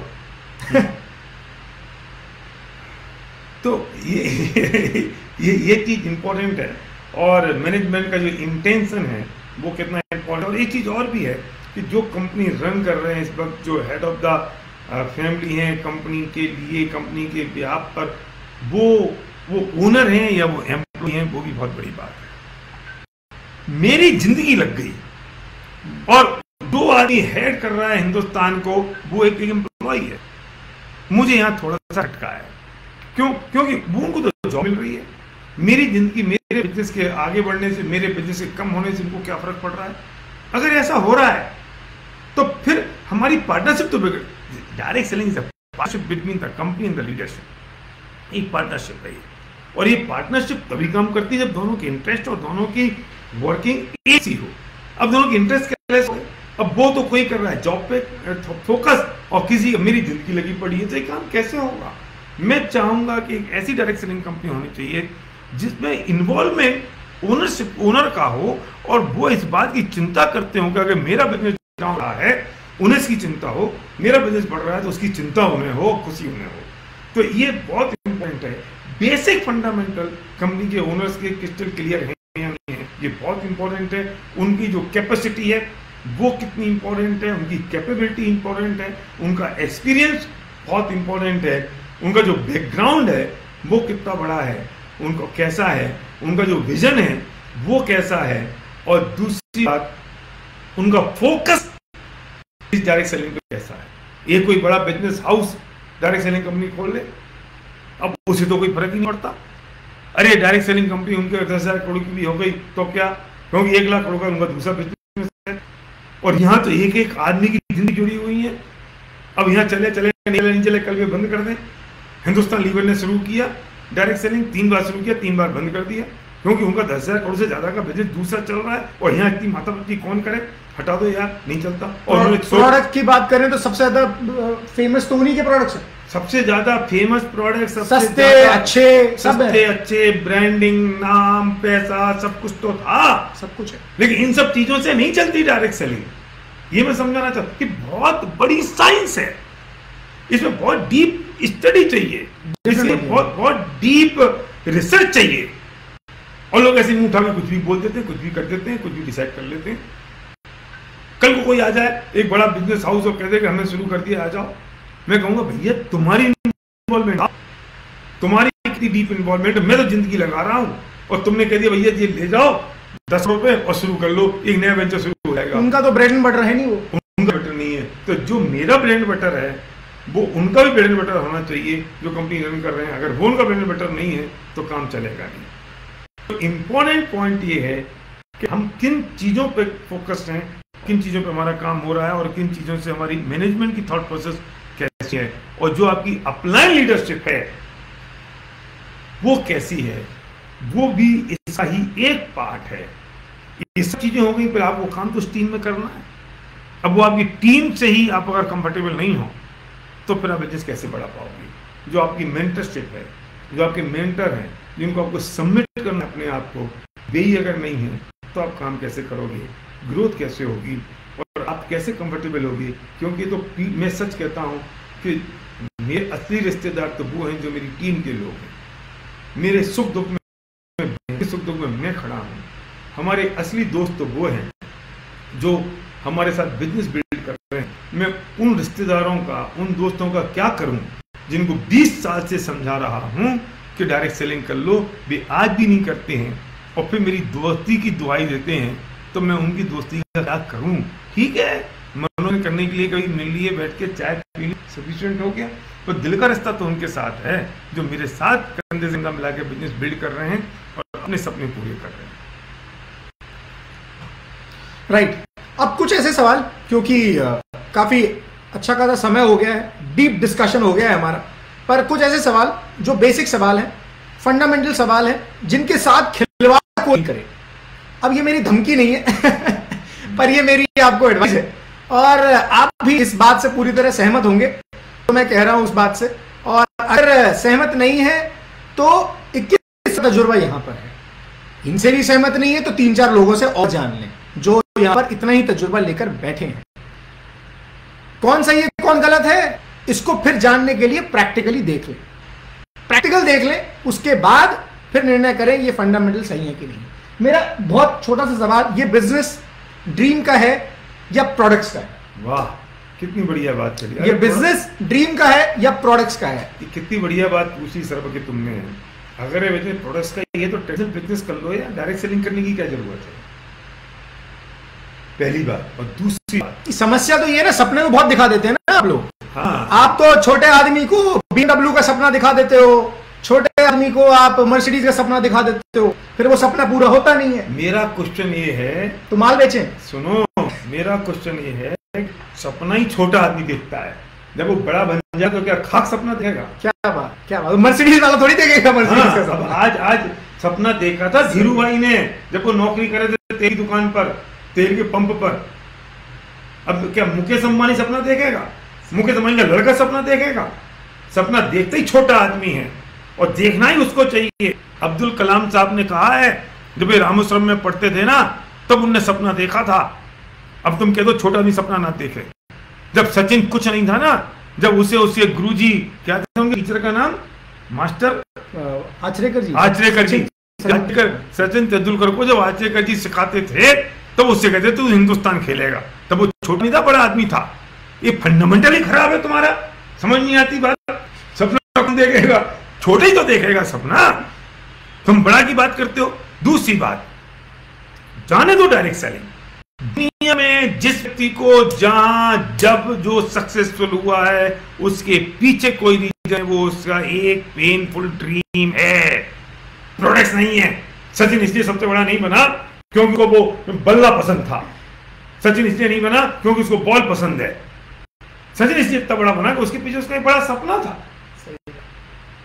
पूछो जाके धोनी से कि भाई तुम धोनी देश क्यों खेला? बोलता मुझे बचपन से कुछ करने की इच्छा थी। उसे थोड़ी दुख कहला कि मुझे बचपन से बहुत पसंद थी। प्रोडक्ट। अरे उसने सपनों को पूरा करने के लिए बैट और बॉल जैसे प्रोडक्ट्स को यूज किया। क्या बात है। धीरू भाई अंबानी को हिंदुस्तान का नंबर 1 अमीर आदमी बनना था, तो उन्होंने विमल को, पेट्रोकेमिकल को और मोबाइल जैसे प्रोडक्ट को यूज किए बड़ा आदमी बनने के लिए। प्रोडक्ट तो हमेशा यूज होंगे आपके सपनों के लिए। आप किसी भी फील्ड में कहीं भी आप सोचो तो सही। अमिताभ बच्चन से पूछो, आप तो कैसे बने? बचपन से मेरी तमन्ना थी कि लोग मुझे जाने पहचाने, मेरा नाम हो, मैं फिल्मों में जाऊं। अब प्रोडक्ट तो कौन सा है? जंजीर है। जंजीर के लिए आया था क्या? वो नाचना प्रोडक्ट है। वो डांस के लिए आया था क्या? तो उसे जो करना पड़ेगा वो करेगा। विलेन का रोल दे दो, मत दे दो, जो करवाना है करवा दो। लता मंगेशकर ने कभी ये नहीं कहा कि मुझे हारमोनियम बहुत पसंद था इसलिए मैंने गाना शुरू कर दिया। मतलब आप दुनिया में नक्की तो करो। ये ऐसा ड्रीम का टॉपिक है, ये पापा का फेवरेट टॉपिक है, और मैंने गलत पॉइंट दे दिया है। तो ये मतलब ये सब सिस्टम से हिल जाएगा, क्योंकि ये पॉइंट ही ऐसा है जो पापा हमेशा इस बात पे बात करते हैं कि मैक्सिमम वीडियोस पापा की आप देखेंगे ड्रीम पर होगी। ड्रीम पर बात करना, ड्रीम एक्सरसाइज करना लोगों की, आप उसमें मास्टर है। मतलब मैं इसलिए कहता हूं कि तुम बिजनेस की शुरुआत कर रहे हो, कोई भी व्यक्ति, मैं तुम्हारे पास आया कि भाई साहब मेरा टूथपेस्ट ले लो, तुम क्यों लोगे? फिर मैं तुम्हें बताता हूँ सस्ता इसलिए लूं, हाँ? अच्छा इसलिए लूं, तो ऐसा तो बाजार में और है। मैं कंपटीशन में उलझ गया ना। मैं जो प्रोडक्ट इस्तेमाल करता हूं जिस कंपनी का, सबको बता दूं, वो मैं इसलिए इस्तेमाल नहीं करता कि वो अच्छा है। अच्छा तो है ही, उसे इसलिए इस्तेमाल करता हूं क्यों? क्योंकि उसको यूज करने से मेरी मर्सिडीज की किस्त जाती है। हाँ? मेरे घर में पैसा आता है, मुझे पैसा खर्च करने में वहीं से मिलता है, क्योंकि मैं उसको यूज करता हूं और फिर प्रमोट करता हूं। अरे मेरे घर में ही हुआ ना पंगा, सुन लो ना। तुम्हारे पास कोई जवाब हो तो तुम लो। सर्व की शादी हुई, चेरी घर में आई, और वो घर में आती मेरे से बोलती अगले दिन सुबह, शादी हुई सुबह, कि पापा मुझे तो लाल रंग का ट्रांसपेरेंट वाला टूथपेस्ट करती आ रही हूँ मैं पिछले 20 साल से, मुझे तो वही चाहिए। अब जवाब दे दो उसको, तुम समझा दो। नहीं दुल्हन आई है घर में कि नहीं वो नहीं लेते, हम क्यों नहीं लेते? ये अच्छा है, वो उससे अच्छा है, ये कंपेयर करें। ये नहीं, ये सस्ता है, इसमें सस्ता है। हाँ सस्ता है, ये बोले या ये बोले कि इसमें नींव है, इसमें इलायची है, इसमें लौंग है। हाँ क्या बोले, क्या कहें? एक ही बात, इधर आ, उसे बोला इधर आ। वो आई, मैंने कहा सुन, कल रात तू विदा होके मर्सिडीज में आई है ना, वो इस टूथपेस्ट में से निकली है, इसलिए ये करना, काम खत्म। उससे मुझे आज तक नहीं कहना पड़ा कुछ उससे। अब आप समझा लो, की बात करो, प्राइस का कंपैरिजन बताते रहो। What is the reason? आपको दुनिया जो ट्रेडिशनल बिजनेस में जो कंपटीशन के दौर में फंसना है, तो लोग आपके प्रोडक्ट्स को क्यों यूज करेंगे? वही ले लेंगे ना। भी आज तक 25 साल से ले रहे थे, उनके कौन सा फर्क पड़ेगा, कौन सी इनकम आ गई, कौन से सपने पूरे हो गए? हम बात ये कहते हैं कि आज तक जो आप प्रोडक्ट्स यूज कर रहे थे उससे सपने पूरे नहीं हुए, इन प्रोडक्ट्स को यूज करोगे सपने पूरे हो जाएंगे। हो गया काम। हम कहते हैं प्रोडक्ट्स का बिजनेस है। सुन लो एक बात और बहुत इंपॉर्टेंट, ट्रेडिशनल मार्केट में हम लोगों को यूज करते हैं प्रोडक्ट्स के लिए। ट्रेडिशनल बिजनेस वाले लोग लोगों को हायर करते हैं, सेल्समैन बनाते हैं, उनसे कहते हैं तुम्हें जाके बेचो, इतना बेचोगे तुम्हें इतनी सेल मिल जाएगी, इतना साल में इतना प्रॉफिट मिल जाएगा, इतनी चीज। कुछ डायरेक्ट सेलिंग कंपनी से भी ऐसी शुरू कर दिया है। कुछ डायरेक्ट सेलिंग करनी तो ट्रेडिशनल माल पे फोकस्ड है, माल बेचो, प्रोडक्ट प्रमोट करो, तो डायरेक्ट सेलिंग नहीं है। उनके एडवर्टाइजमेंट भी आते हैं, वो सेल्स कंपनी और डायरेक्ट सेलिंग। किसी ने विराट कोहली को ले रखा एडवर्टाइजमेंट के लिए, हाँ, अब वो पैसा विराट कोहली को दे रहे, वो जो पैसा डिस्ट्रीब्यूटर का हक है वो विराट कोहली लेके जा रहा है। हम डायरेक्ट सेलिंग में एक ही बात कहते हैं कि आपको लोगों के सपनों पे काम करना है और लोगों के लिए इन प्रोडक्ट्स को यूज करना है। उल्टा हो गई कहानी, वहां हमें लोगों को यूज करना है प्रोडक्ट्स के लिए, यहां हम प्रोडक्ट्स को यूज कर रहे हैं लोगों के लिए। सही बात, ये फंडामेंटल गलत है। तो हम लोगों के सपनों के लिए काम कर रहे हैं, हम लोगों की जिंदगियां उससे बदल रही हैं। और आप कहते हो कि हम तो डायरेक्ट सेलिंग का मतलब तो प्रोडक्ट सपने की बात बहुत होगी। अरे तुम्हें एसपी वाले का विरोध करना है तो फंडामेंटल का विरोध तो मत करो यार।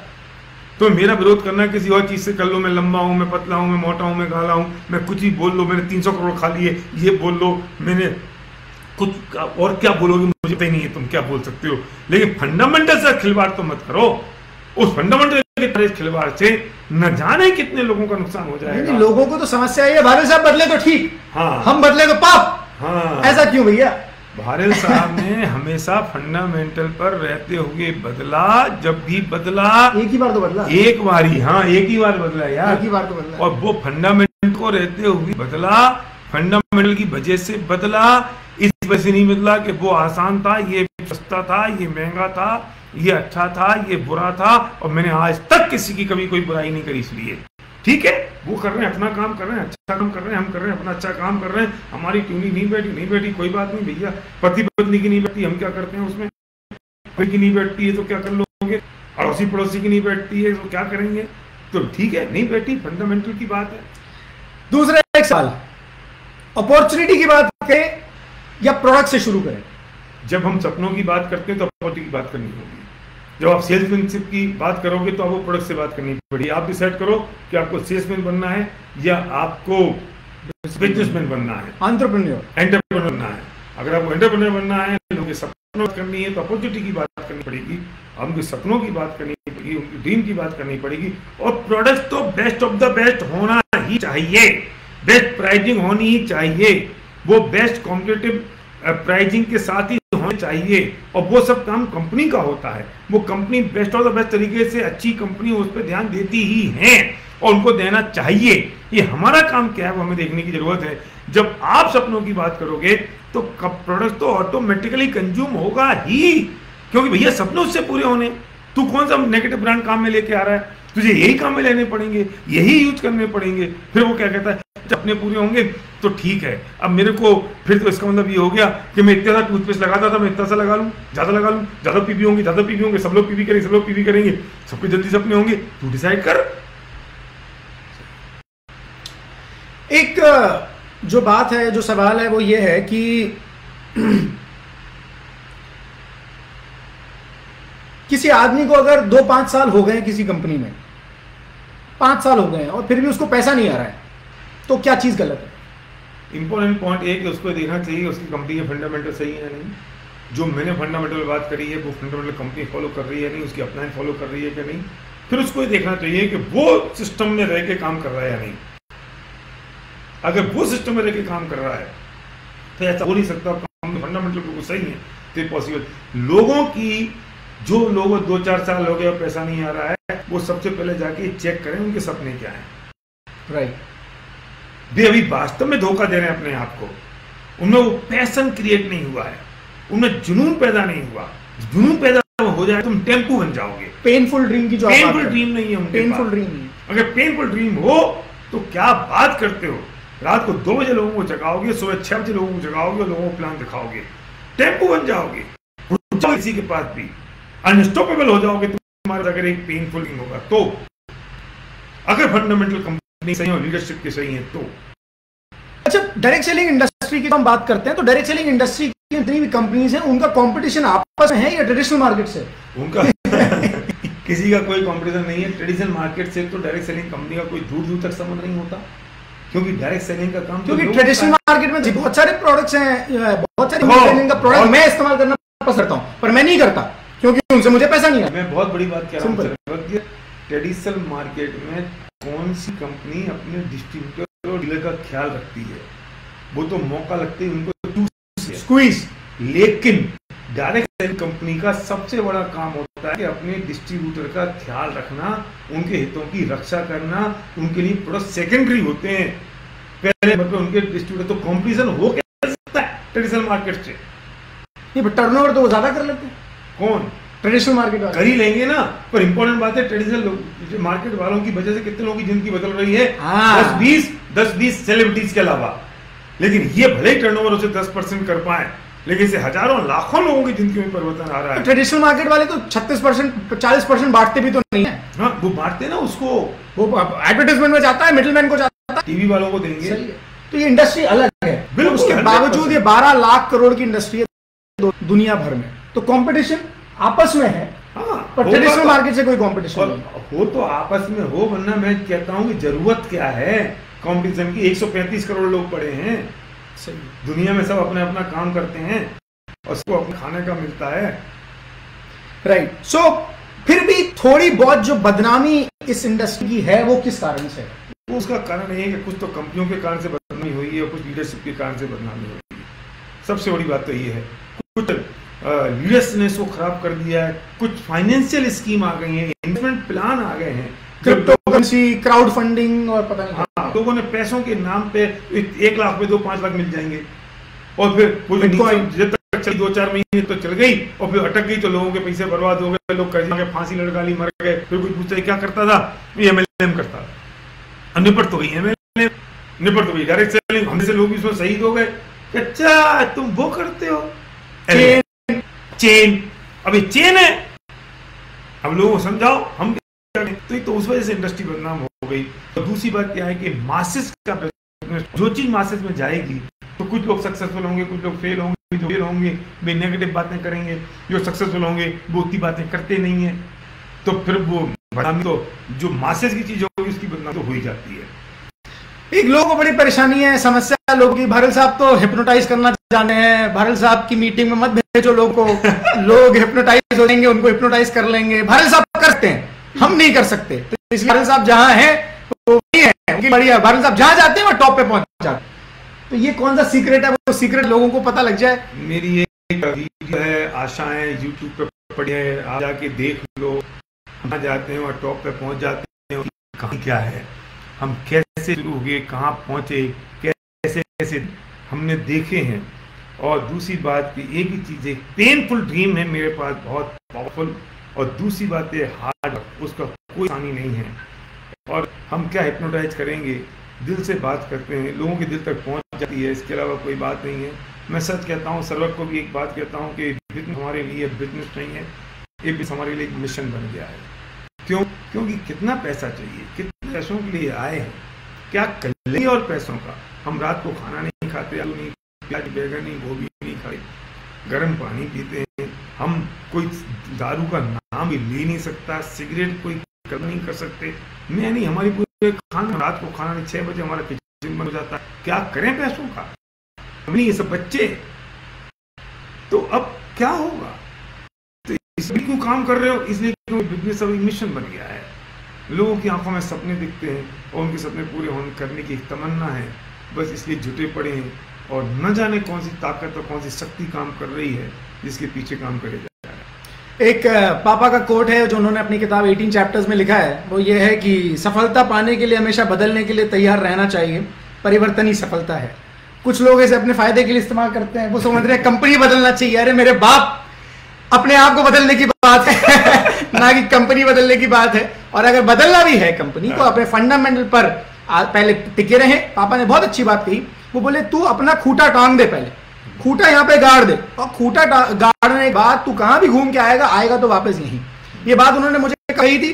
जब मैं वॉरिक जा रहा था पढ़ाई करने के लिए कि भैया तेरा खूटा यहाँ गाड़ दिया, तुझे तू कहीं भी दुनिया में घूम के आना तुझे वापस घर पे ही है, क्योंकि हमें साथ में रहना है परिवार की तरह। तो इसीलिए आपके अपने लिए अपने फंडामेंटल्स का खूटा गाड़ दीजिए। जो फंडामेंटल्स इंडस्ट्री बात एक एक्सपीरियंस व्यक्ति से हमने एट लेंथ डिस्कशन के साथ हमने जान लिए, समझ लिए, अब इन्हें अप्लाई कीजिए अपनी जिंदगी के लिए। हम सिर्फ ये चाहते हैं, और हम दोनों की यहाँ पर यही प्रार्थना है, हमारे पूरे परिवार की, हम सब की, कि आप जहां भी हैं वहां सफल हो, और अगर आपको परिवर्तन की कोई आवश्यकता है तो वो फंडामेंटल के आधार पर हो या फिर ना हो। आप जहां हैं वहां पे सफल रहें, अच्छी कंपनियां आए, अच्छी कंपनियां यहां पर बिजनेस करें, वो बढ़िया काम करें, क्योंकि जैसा पापा ने अपनी अपील में कहा है, एक अपील उनकी आई है, जो अपील आप देख सकते हैं यूट्यूब पर, जिसमें उन्होंने कहा है कि एक कंपनी कोई नहीं होगी जो 65,000 करोड़ तक चली जाएगी। ये तो हम सबको मिलकर जाना है, पर अच्छी कंपनियां, फंडामेंटल पे आधारित कंपनियां जाएंगी। और खबरदार,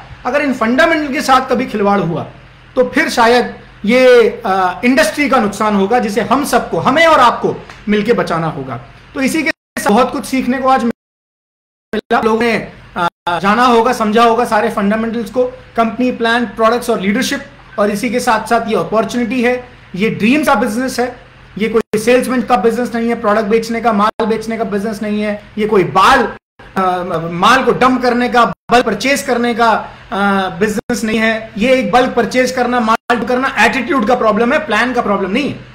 ये एटीट्यूड होता है कुछ लोगों के प्रति, कि वो उसको डंप करवा देते हैं या उनकी आदत बन जाती है, वो एटीट्यूड का प्रॉब्लम, और वो कहीं नहीं रुक सकता जब तक हमारा एटीट्यूड ना ठीक हो। तो अपने एटीट्यूड को ठीक करें, अपने सिद्धांतों को ठीक करें, उसके हिसाब से जज करें। विद दिस, आखिरी कोई कमेंट लोगों के लिए? Thank you very much. लोगों से मैं कहना चाहता हूं कि अगर आपके पास कोई सपने हैं और आप उन्हें पूरा करना चाहते हैं तो इंडस्ट्री बहुत खूबसूरत है, यहाँ लोगों की जिंदगियां बदल रही हैं। आइए हम साथ मिलकर इस इंडस्ट्री पर काम करें, इंडस्ट्री के लिए काम करें, लोगों के लिए काम करें और लोगों के सपनों के लिए काम करें, और आपकी जनरेशन भी बिजनेस में आए और आपका बेटा एक दिन आपका इंटरव्यू ले। Thank you very much. Thank you so much. Stay home, stay safe.